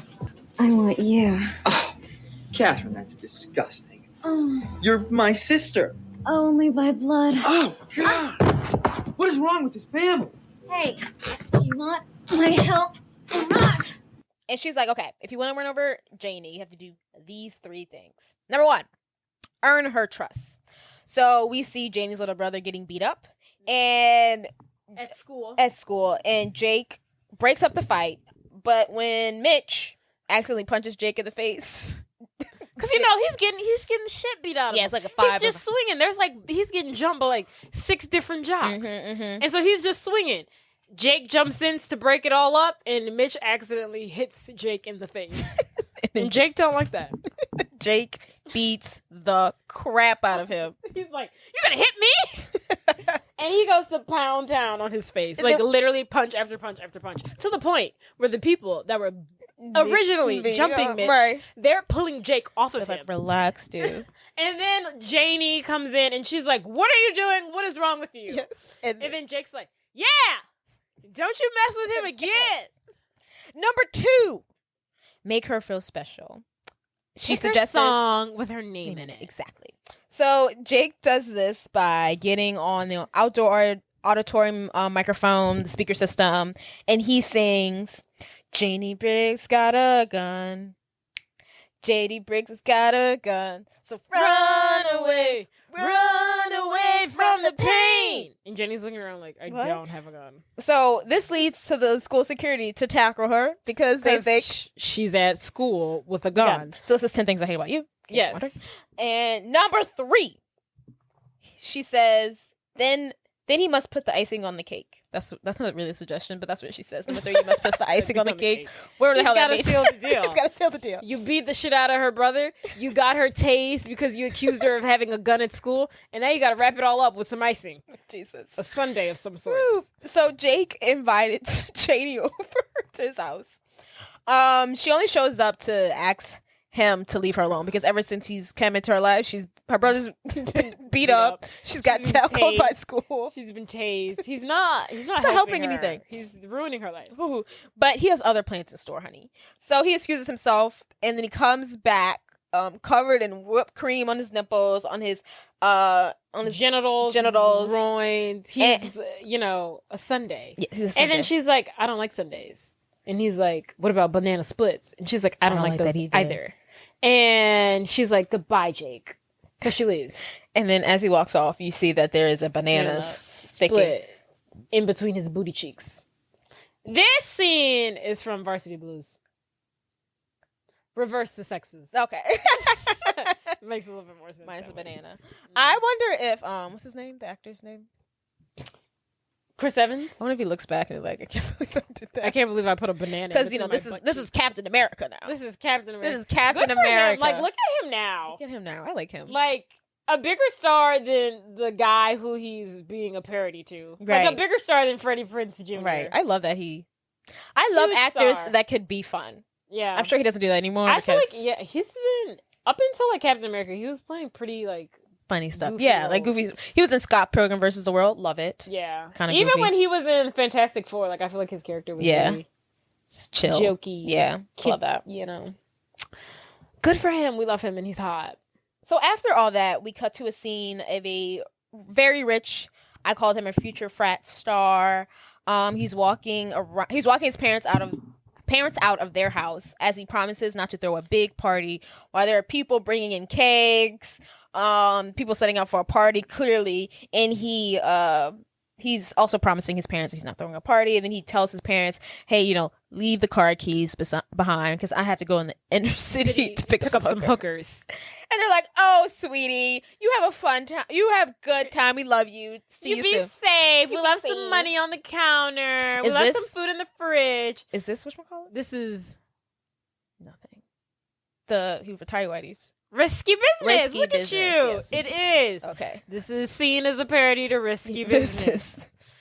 Because he goes and picks up a hooker. Oh yeah, His he parents does. go out of town. Oh right, that's just so random. So Jake takes it upon himself as a chance to introduce the new Janey, or the soon-to-be new Janey, to the world. And he invites himself over. He shows up at Janey's house along with his sister Catherine. She's like, what are you doing here? He's like, we're going to Preston's party. Let's do it. She's like, I look like a mess. And then enters Catherine. She's like, that's why I'm here. You know what's so funny? That he decided to take her on a date, but they don't like each other. Like they never even came to like a resolution. That is, and this is where I will insert my statement. Throughout this entire movie, I was like, when do we even see them interact? It doesn't matter. It's a parody. When, right? It does not like, matter. when do they even form a bond or relationship? Like, this whole movie, like, we never see them together. Yeah. Like, we literally go from him getting her tased. She tells him to leave her alone. They go to the party. They don't hang out with each other at the party. Right. And then the next scene, they're like in love. And I'm like, y'all literally have spent zero time together. Like, They're we like, have y'all know never, the real story. We have never seen y'all together throughout this entire film. That's not important. We're here for I the was parody. like, where's honey. like the character development of their romance? There isn't any. No, silly girl. No, pish posh. Pish That's posh. not happening. We're here for the humor. So then enters Catherine. She's like, that's why I'm here. So Catherine takes Janey upstairs to her room. She looks at her. She dissects her. She's like, what should I do? And then she's like, I've got it. And then Jenny's like, what? And she's like, this may be a little crazy. It may be a little unorthodox, but you're going to have to trust me. And she's like, okay, fine. What does she do? She takes off the glasses and removes the ponytail holder. Genius. And she's like, oh, there it is. I've done it. I did it. Look at it. Look at my work. Look at it. You're hot now. You're hot now. All you had to do was take off the glasses and remove the ponytail, and look at you. Who You went from knew? an ugly duckling to a beautiful swan. Gorgeous. So, Gorgeous. after her makeover, Quote unquote. she puts on the red dress. She makes her way downstairs. Same red dress. Well, not the same It's one, not but the same red but dress, but yeah, a similar dress to what we see Lainey Boggs wearing What's her name? Janey Briggs. Okay, the similar dress that we see Lainey Boggs wear, and she's all that. And as she's walking down the steps, we hear the same song. Kiss me beneath the milky night, standing behind the green grass. Kiss me. I think it's so funny they included that song. I was like, love y'all. that they did that. I was like, y'all not playing no games. Like, we are making fun of this movie. Everyone should know. Everyone needs to be aware. Yes, I love that. So she's walking down the steps to the same fantastic song that Lainey Boggs walks down to the steps. And as she was walking down the steps, her house being so old and decrepit, she trips. Her foot gets stuck in the staircase. And as she tries to take her foot out of the hole that she has created in the staircase, she just creates a bigger hole. And then the entire staircase collapses and a hole seeps in To the basement. and she falls down to the basement. And it's like, crick, crash, splash, crick, crash, crash, crash, crash, My crash. favorite part is like her dad's like, All right, Janie, you're all right. Get up. Stop horsing around over there. Stop horsing around. Go on. Get up. You're good. she fell through a hole in the stairs to the basement. Poor thing. So Mitch and his friends are also going to this party.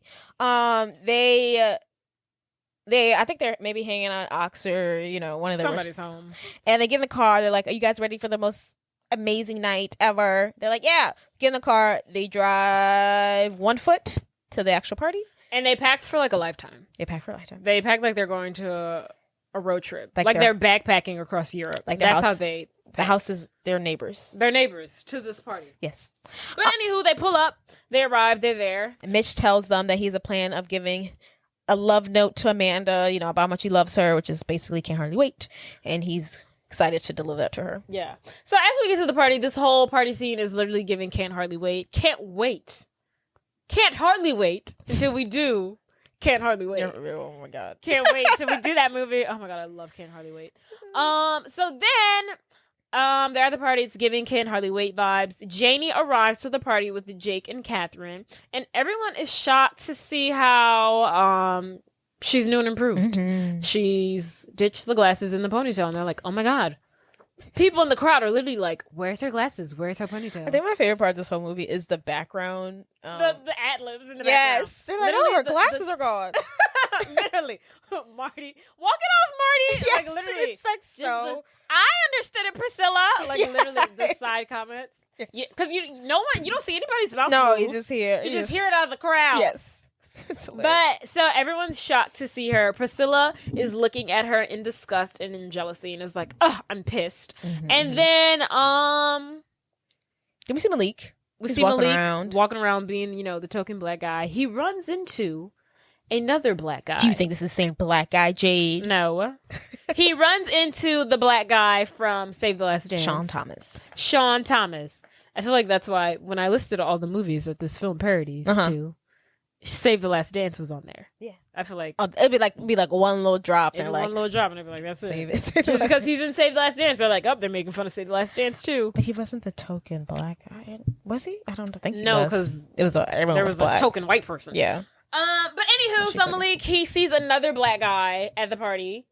So he walks into Sean Thomas is like, hey, what are you doing here? And then Sean Thomas is like, what do you mean? He's like, I don't know if anybody told you, but I'm supposed to be the only black guy here. And then Sean's like, oh my God, bro, like, oh, dang. Yeah, I had no idea. And he's like, look, all right, it's cool. These mistakes happen. He's like, nah, for real, I'm sorry, bro. You take it easy. I'm head out. He's like, all right, cool, dog. All right, catch you later. Yeah. Catch you later. He gets it. He understands. He knows what it's like. While that's going on, Catherine makes it a point to try to sleep with everyone that she sees, and then she runs into the old lady who's pretending to be the teenage student. When the old lady tells Catherine that she's never been kissed, Catherine takes it upon herself to make her dreams come true. So she takes the old lady to a room that has a backdrop of Central Park. Because in Cruel Intentions, this scene happens in Central Park. And this scene happens in Central Park. And then we see Catherine teaching the old lady how to kiss, and she's like, just, kiss me. And then she's like, okay, this time use tongue. And when they pull away, he's like, when I open my mouth, you're going to open your mouth, and I'm going to massage my tongue with your tongue while you massage the roof of my mouth. I'm like, this is disgusting because this lady is 76 years old. What I find disgusting is the spit. Because, in the original Cruel Intentions, there's a little spit, but this one has literally tons and tons. They might as well just be spitting in each other's mouths. And then it's just so gross because she's 80 years old. I just could not have brought myself to have. That's where I draw the line. I was like, I can't. It's like kissing my grandma. Acting. Oh my goodness. Together. It'd have been hard. And that's that scene. They make out. And then we see Jake down at the party, and he's running around looking for Janey. Have you seen Janey? Where's Janey? Where the hell is she? No one's seen Janey. So he goes outside, and he sees Janey jumping from a balcony into the pool. And he goes to be like, what the hell's going on? You call this a party?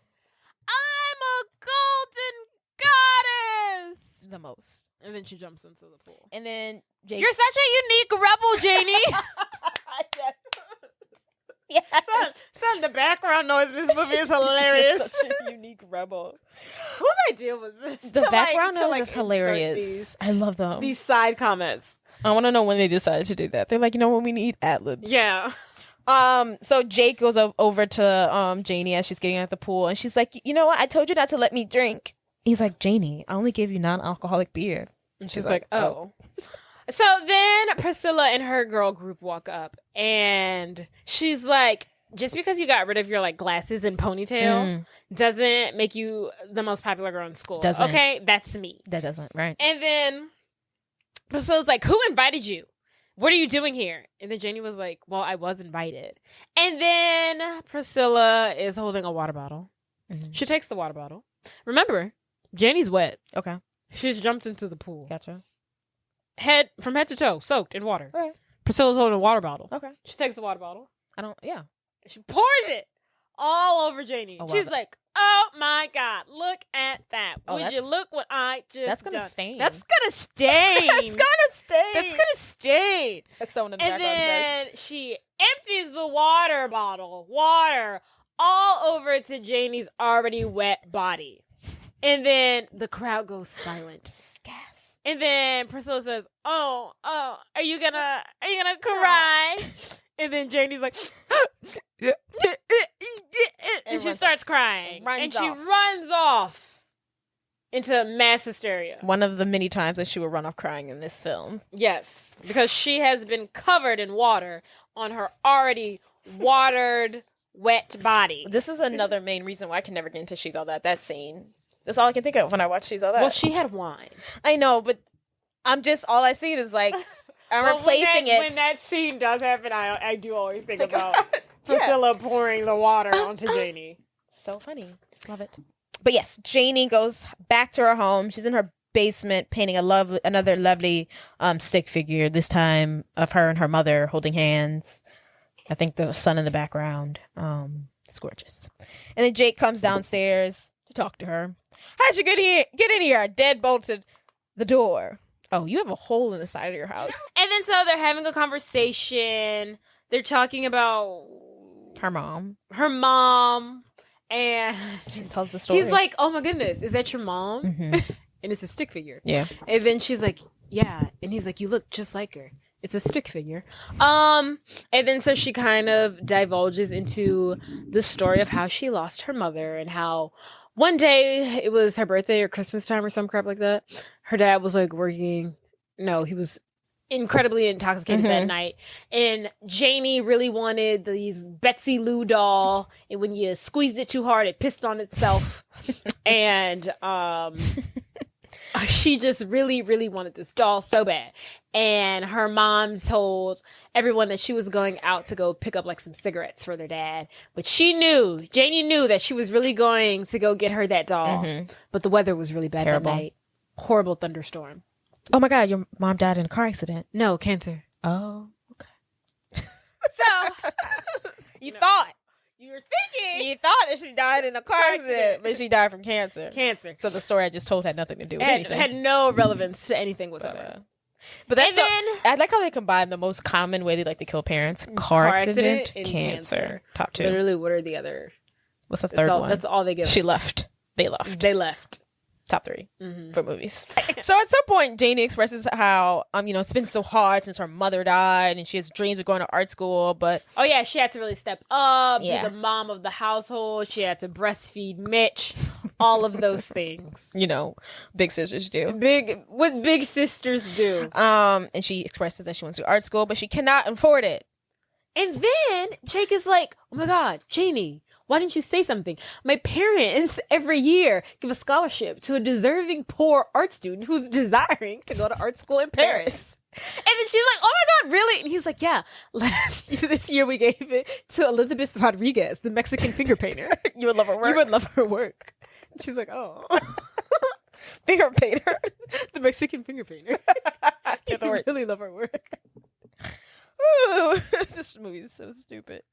And then she also expresses, which is my favorite part, is that, she wishes her life was a fairy tale and that one day a man will come along and fix all her problems, because that's how these movies go. Like, I've had all these problems and a boy comes along and they're just healed. Yes. Magically. Yes. So Jake, at this point, he's like, "Stop talking. It's time to be romantic." He leans in for a kiss, but they awkwardly like miss each other. I bobbed when she weaved. One of those things. And then Jake awkwardly leaves. He's just like, "You know what? I'll get you another time." He's like, I'll just go. Yeah, I'm just gonna go. The next day. Did they even bring up prom? No, but he does ask her to prom eventually. Oh, okay. But not yet. And that's another thing. This whole movie is supposed to be about him turning her into prom queen.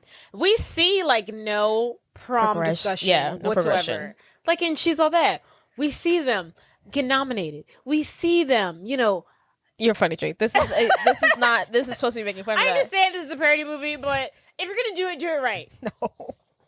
Whatever. So the next day at school, Priscilla goes up to Janey to let her know that she has no chance of winning prom queen. When does that happen? Wait, I don't even remember that. Oh, so this is in the locker room.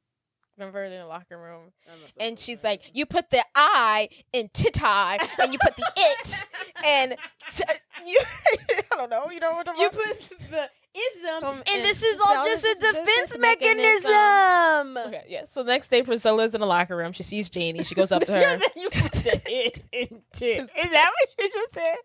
I don't know what I said. Put the in tism. I don't know what I said. And she goes up to Janey. You have no chance of winning prom queen. And she like gives her all these. I literally missed that scene. I don't all these things. And Janey's like, you know what? I'm confident. My hair is down and my glasses are off. You can't stop me now. And then while that's going on, we see at lunch, Jake and Austin and all the crew are sitting with each other, and Jake is asking about, who he's taking to prom. And then Jake gets upset because he's like, this is just a bet and I don't like Janey, and he walks off. And then Reggie Ray informs Austin that Janey is hot. You didn't see her at the party last night, but she's a hot ticket. And then Austin, now that's got Austin's attention. Janey Briggs is hot. Eats a sandwich. After this, Jake goes up to Janey and asks her to prom. She's sitting with Ricky. And Janey is reading a book that says, How to Me, the rebellious girl, make the most popular guy in school fall in love with me. And then Ricky is reading a book that says something to the effect of like, how to make the rebellious girl who's in love with the most popular guy in school fall in love with me. Love. What great books. What great books. So Jake has shown up, going up to Janey, and he's like, will you go to prom with me? Hey, Janey. Oh, hey, Jake. Listen, I've been doing a lot of thinking. And the thing is, there's something I want to ask you. And I don't want to make a big deal out of it and drag it out, so I'm just going to lay it out there, okay? Here it is. See, I don't like making big speeches. I'm a straight shooter. I call 'em like I see 'em. What you see is what you get. Ain't nobody gonna break my stride. Ain't nobody gonna slow me down. Oh no. Jake, are you trying to ask me to the... Yeah. Janey happily agrees, which upsets Ricky, who's sitting right next to her and clearly loves her. So the next day is another football. That night is a football game. Jake is once again on the bench all by himself. This is my favorite part of the movie. While Priscilla and her cheer team have a cheer off with the East Compton Wildcats. Yes. And the I East don't really Compton. know if they're Wildcats, but Yes, they are the East Compton. I want to call them, Wildcats. We call them that because I want to call them Clovers. Are accusing Priscilla and her cheer squad of stealing their cheers, and Priscilla denies it. And she's like, you know what? Bring it. And Priscilla goes, it's already been brought in. And I would just like to remind everyone that not every day, but many times, Gabrielle Union walks the streets of Los Angeles and people come up to her and say, it's already been brought in. And Gabrielle Union has to sit there and take it. Not even the black knowing girl said it. goddamn well. That's not even the movie she in. No. Perception is reality, people. And it's funny that not even the black girl says it. It's a white girl. It's not, and then it's not even a black person that says it. It's a white person that says it.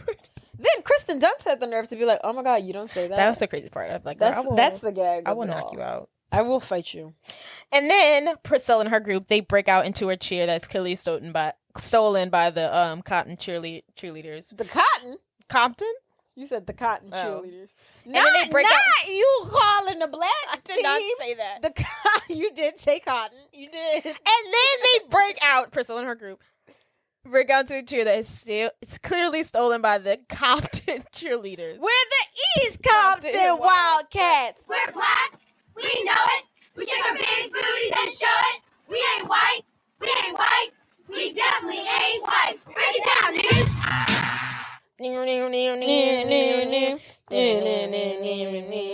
They were funny for that. I think after she did that scene, I was like, she's iconic. Priscilla all the way. She said, we ain't white. We ain't white. We definitely not white. Break it down in words. So during halftime, Jake checks on Reggie Ray, who is bleeding from his ears, and there's like a countdown that says he only has 2 concussions left before he dies. And after getting knocked out again once before he goes back on the field, Reggie Ray only has 1 concussion left before dying. So it's important. Reggie Ray is on the cusp of death here, people. And then, while on the field, I think Reggie Ray gets tackled again. And the guy who plays, this is not important, but the guy who plays Bob Burger goes up to the coach. He's like, I don't think, you watch Bob's Burger? No. Dang it. Oh, but I do know who you're talking about. Okay. So he's the he guy. did look familiar when he went up there. He plays Bob Burger. Oh, he's a voiceover for Bob's Burger. And he goes up to the coach and he's like, I don't think Reggie Ray can play. I don't think he should be in the game. I don't think he's awake right now. And then the coach is like, I don't give a. He's in the game, God. So Reggie Ray is put back on the field as he's tied to his two fellow teammates' ankles. And he's back on the field. I didn't even notice that. They tie his ankles together. And they hold him up. And they're like, God damn, this man is so big. And God damn it, Reggie Ray. And something happens again. And everyone gets hurt. Reggie Ray gets hurt. The quarterback, Austin, gets hurt. Which leads to there's being no other choice but to put Jake in the game. And then, of course, Jake is very nervous. This is going to be his first time playing in a game in probably, I don't know, a year, over a season, who knows. And then, so while he's sitting there, he is met by the janitor, played by Mr. T, who tells him and encourages him that it's his time to get back out there. And what happened with Marty could have happened to anybody. But pretty much his fault. But it's pretty much his fault. But he's going to have to leave that in the past. And he's going to have to get out there, get on the field, and do what he needs to do. Gotta get his throw so back. we have a real inspirational moment here from Mr. T. Yes. So Jake goes on that field. All he has to do is throw the ball to a very, very open Malik so that Malik can score a touchdown and they win the game. But Jake throws that ball and he overthrows and hits Reggie Ray, who is knocked out on like a stretcher on the side. He's like on the sidelines. On the sidelines. He's like on the track. On the track. Giving Reggie Ray another concussion. He's got to be dead by now. And then Jake loses the football game for everybody. Which, we don't really see in these movies. This isn't a real movie. And it's very rare that we see the most popular guy in school is like the third string football player. That part is what got me. I was like, not him. Not everyone hating him and him still being so popular. Right, not him. Now that part, I was like, okay. Not him being third string and he's still like he was the most popular. Fourth string.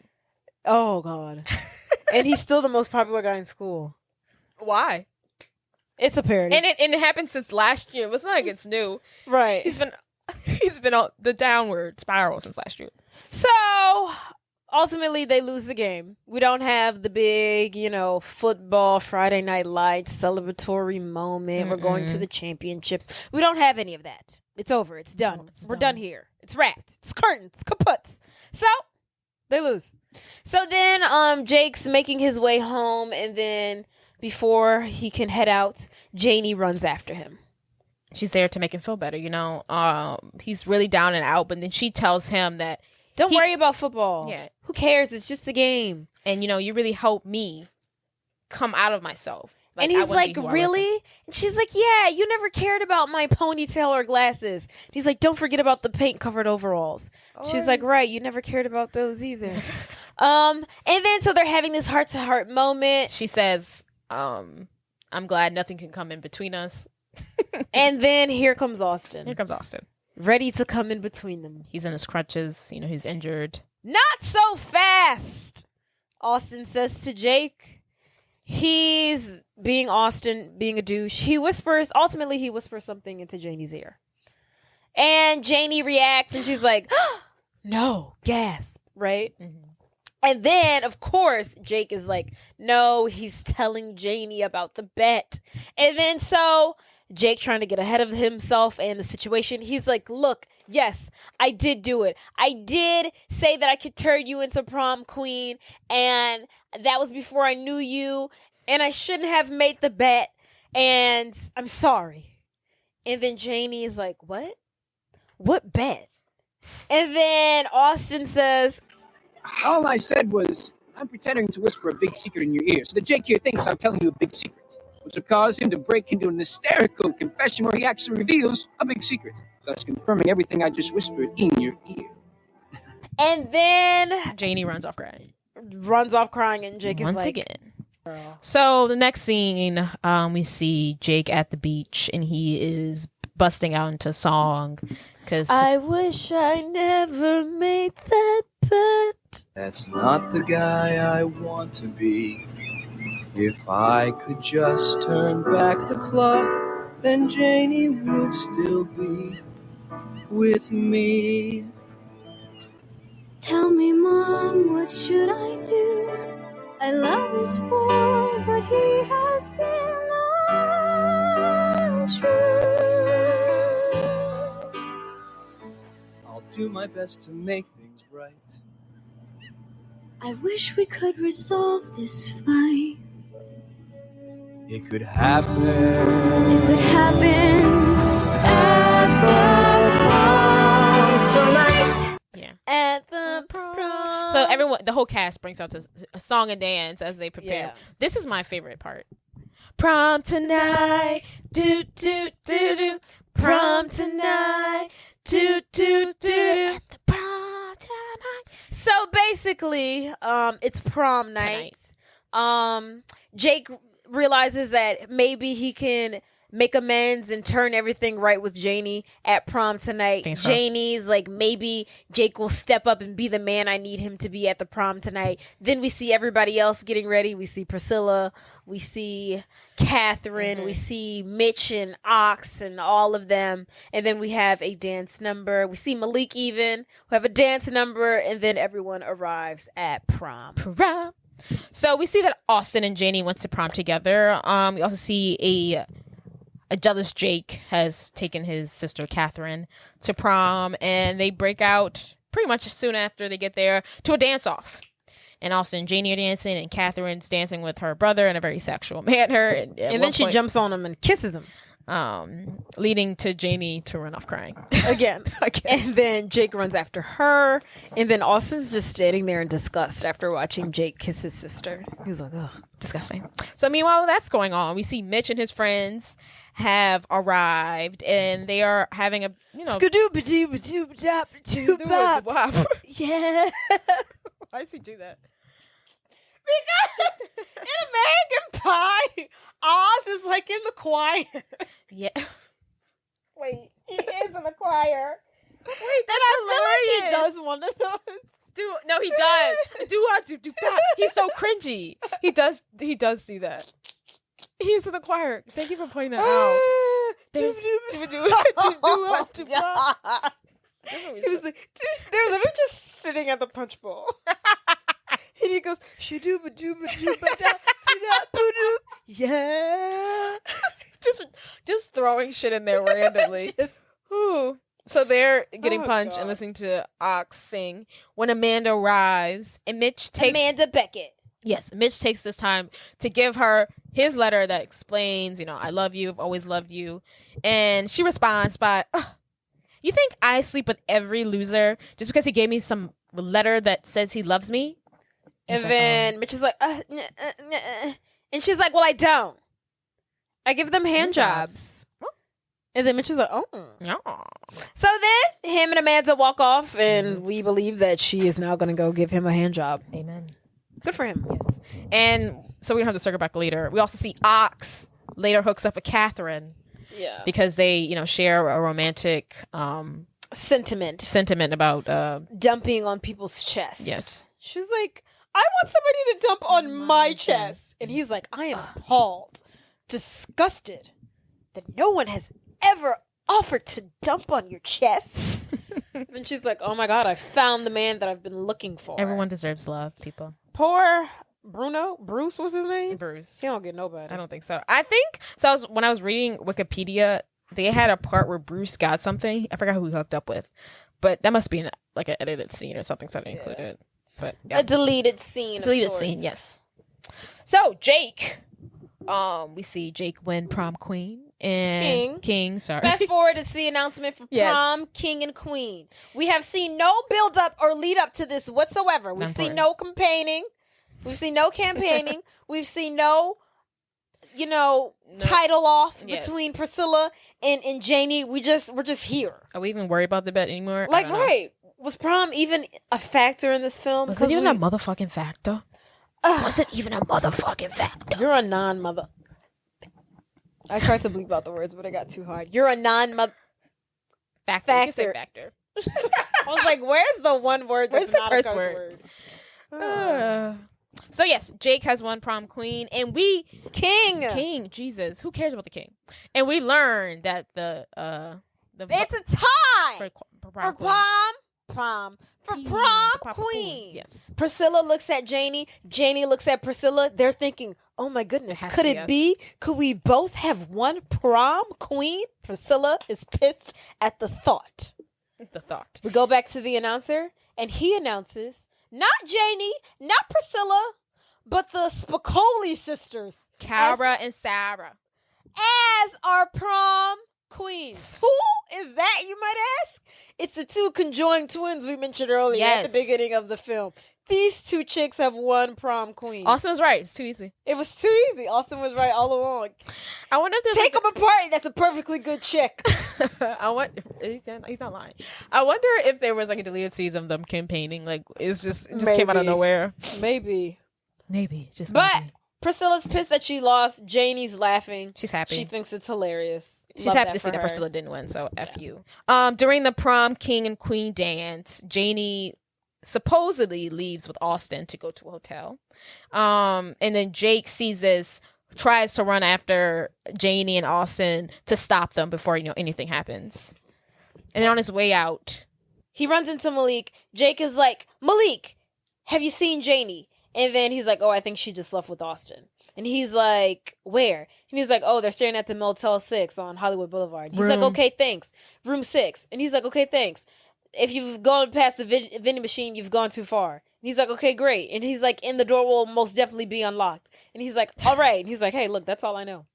And then Jake tells Malik that he is intelligent, insightful, and doesn't get the respect he deserves. And he's like, "Oh, man, really? You think so?" And then Jake's like, "Yeah." And he's like, "You know what? That really means a lot, Jake, because I've really been wanting to speak to you about the ramifications of the repercussions." And then Jake's like, "Okay, I gotta go. He's like, "All right." I love how he says the ramifications of the repercussions. He says the repercussions of the ramifications. And he's like, "All right, that's enough. I got a dart." That's all right. Now I got a dart. I got a dart. I got a blast. God bless. So then Jake's running. He runs into Ricky. Ricky stops him. And then he's like, "Are you going after Janey?" And then he's like, "Yeah, because I love her." And then Ricky's like, "Well, I love her too." And he's like, "Yeah, but I'm the popular guy who's learned the error of his ways. I will win." And then Ricky's like, "No, but I'm the best friend who's been by her side through thick and thin. So I should be with her." And then fair points. And then they're like, "Okay, well, let the best man win." So then they both start running after Janey. So just to point out, Jake is having the easiest time getting to Janey. He's avoiding traffic. He's bobbing and weaving through the traffic. It's like no brainer. Like he's having the easiest time. Ricky follows soon after Jake, and every step he takes almost gets hit by a car, almost gets hit by a car, almost gets hit by a car, run over by a bike. The universe is saying, people are yelling, "She doesn't want you. She doesn't even like you. You're only just a friend." He is not having the best luck. No. So then Jake, he pulls up at the Motel 6 and he opens the door. He's like, "Janey?" And he enters the room to find Austin, but no Janey. Instead, Priscilla with her boyfriend Lutz and his paper plastic bag that is the most beautiful thing he's ever seen. And they are making some sort of weird sex tape thing. But they're not really having sex. I think they just did it to... Because she's fully clothed. She's fully clothed. But she's like making fake sounds. She's like, "Oh, yeah." She's like hitting the back of the headband. Do you think they're doing it for fake? Yeah. Oh. I think they were doing it to make him jealous. They weren't... Yeah, she's like... Oh, I thought they were... Oh, maybe so. I literally thought they were doing something. No, I think... Because she's fully clothed. That's she's hitting her hand, like, on the back of I never made the realization that she's like, "Oh, yeah, woo, yeah." That is very true. Oh, I never noticed that. Yeah, but they're making... I don't know. See, but I don't know if they're doing it for the camera or just to piss off Jake, who they assume Anywho, well, he walks in and he's like, "Where's Janey?" And then Austin is like, "Little Miss ran home to her daddy. Ran home to her daddy." And then Jake punches him in the face. And then Priscilla gets up and she's like, you are the most. And then he punches Priscilla in the face. And then he turns to Les, and then Les with his weird self and his video camera, he's like, this is the most beautiful thing I've ever seen. And then he punches Les in his face. And then he punches the paper bag. Amen. Everybody can get it. And he's like, this is for Janey. This is for telling Janey that I made a bet. This is for being a weirdo. And then Jake, he leaves. Yes. Which is 10 Things I Hate About You. Remember, she's at prom and she's like, that's for making my date cry. That's for my sister. And that's for me. Oh, yeah. Good one.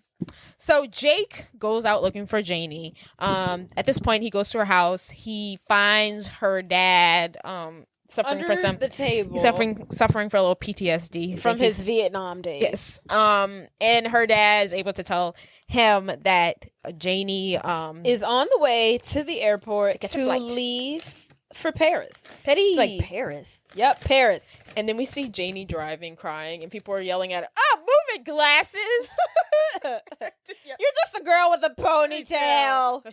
She's put her hair back in the ponytail. Yeah, she's got the glasses and the painted cover overalls again. Yes. So now Jake is headed to the airport, and we can't forget about Ricky. He's not far behind. Yes. So Jake, he's running through. He's made it to LAX. Janey's about to board the plane. He gets to the security line. It's out the door. Literally the longest line ever. He makes an announcement. He says, excuse me, everyone.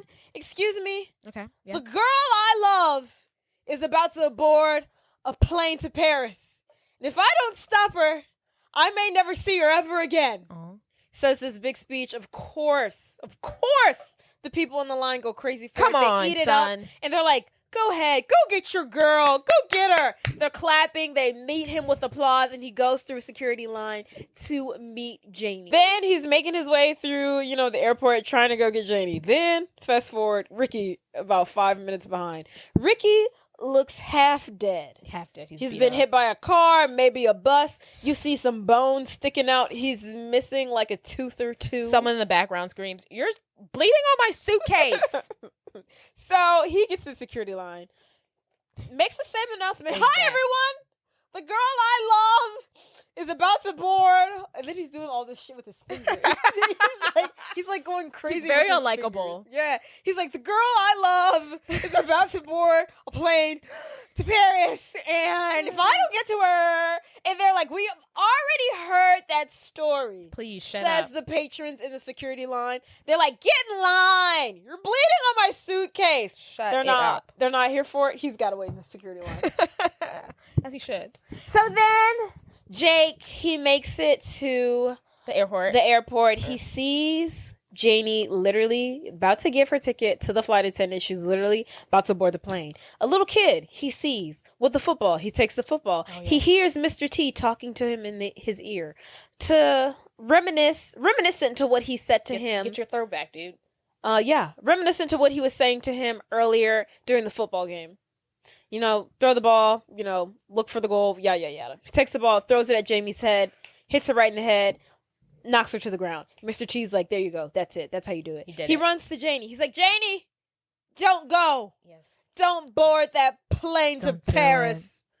And then he hits her with the same line that Janey, when I made that bet, that was before I knew you. Before I even knew myself.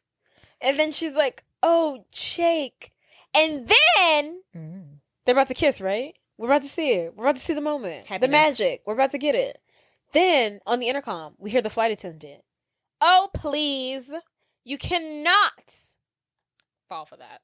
Fall for this one. He's literally quoting, she's all that.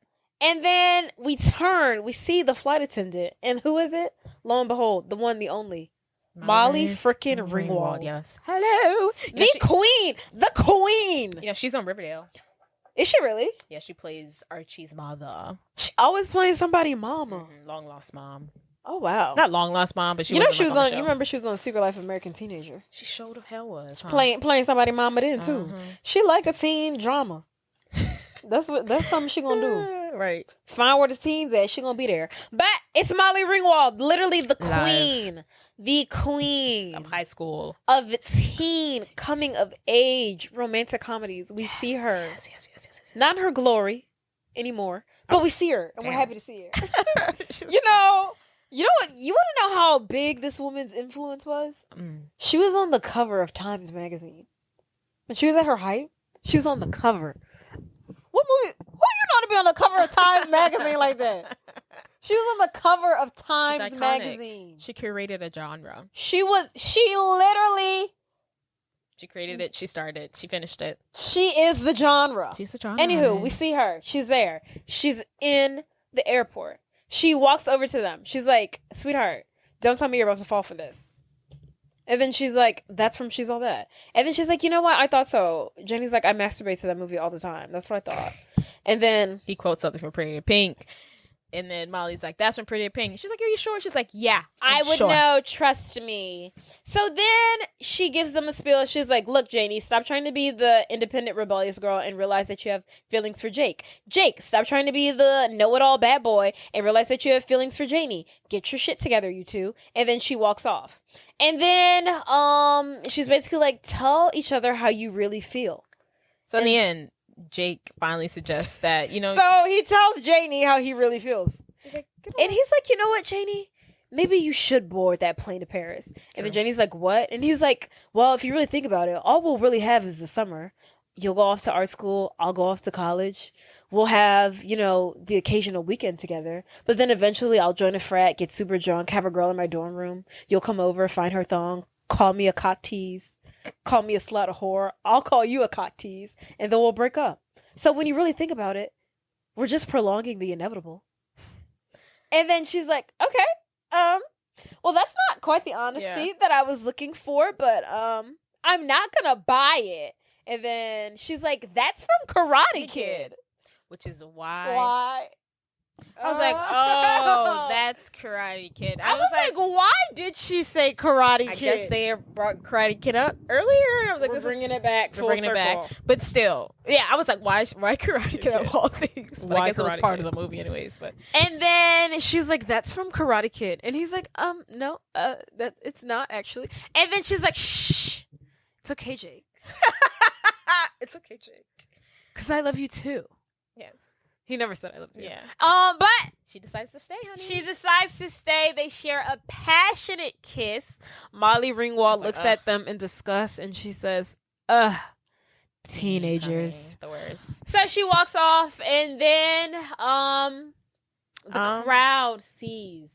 We didn't mention this part at the party. So throughout the whole movie, there is this guy who tries to initiate a slow clap. First see him at the pool scene. Yeah, I think that's the only time we see him. No, we see him 2 times before this, I think. I don't recall anything other than the pool. We see him at the pool scene. He tries to start a slow clap. It doesn't really work. I think, and that's when whatchamacallit comes in. That's the only part I'm almost certain. No, that's another one. You can't think of another part because there is another part. There's another part. You can't think of it because it doesn't exist. It does exist. It does not. It does exist. I hate you. It does. Well, where is it then? I think it's at the football game. I think it's at the football game when he loses. Oh, damn it. And the guy tries to do a slow clap. Then he's like, "No, not working." You're right. Yeah. And then he's like, "This," because at the pool. Who so comes he in? tries to create throughout the movie. This guy tries to create a slow clap. Slow clap. First he does it when Janey is embarrassed by Priscilla and runs off at the party. And then we see Melissa Joan Hart walk up to him and she's like, hey, dude, you can't just start a slow clap at any random moment. It's gotta feel right. It's like, you've got to do it when it feels right. And he's like, yeah, but how will I know? And then she's like, you'll know. And so then he tries to do it again at the football game when Jake hits the ball at Billy Ray's concussed head. That's not it. And they lose. That wasn't it either. That's not it. But now he's at the airport. How is he at the airport? I don't know. And he's like, this is it. This is my moment. This is my chance. This is my opportunity. For the slow clap. And just as he is about to cusp his hands together, enters Ricky. Beat up, bruised and all, bones sticking out, and he begins the slow clap. What a good friend. What a good friend. After all of that, he doesn't get the girl. He's almost dying. Yeah. He loses to Jake. He sees him kiss, and he's like, you know what? You deserve love. I'm going to clap it out for her, my friend. Yes. And then the slow clap guy is like, what the? I've been waiting my whole life for this. Right. So he goes over to Ricky and beats the shit out of him. Beats the shit out of him. And that's about how it ends. That's not another teen movie there for you, folks. Iconic. Hilarious. You know, we really can't do it justice. Just like talking out. It's on Netflix. You know, you really gotta watch it for what it is. If you haven't seen it, this is the one to watch. You think this genre even knows about spoof movies? What genre? These kids. Oh, today's kids. Yeah. This generation, you mean? This generation. The Gen Zs. Do they even know about spoof movies? No, they don't do them like how they do it. They don't make Scary Movie 1, 2, and 3 anymore. Quality movies. They don't do it. First two. Shame. The first one. The third one's good too. You know they tried to kick. You know why they got progressively shittier? Because the Wayans brothers only did the first two. Yeah, because they kicked them out. Yeah.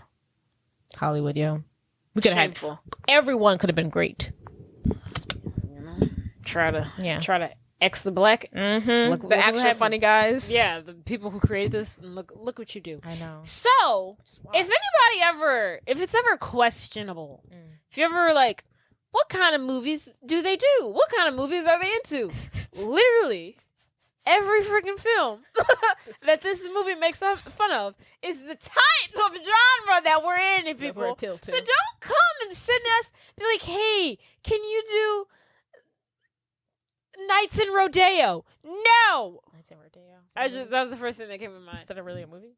I don't know. But can you do The Last of the Mohegans? No. Dad's favorite movie. That's not us. That's not our thing. We're not doing. Oh, maybe we could do. If this movie isn't made fun of and not another teen movie, if it's not on the list that I gave y'all in the middle of this podcast, we're not doing it.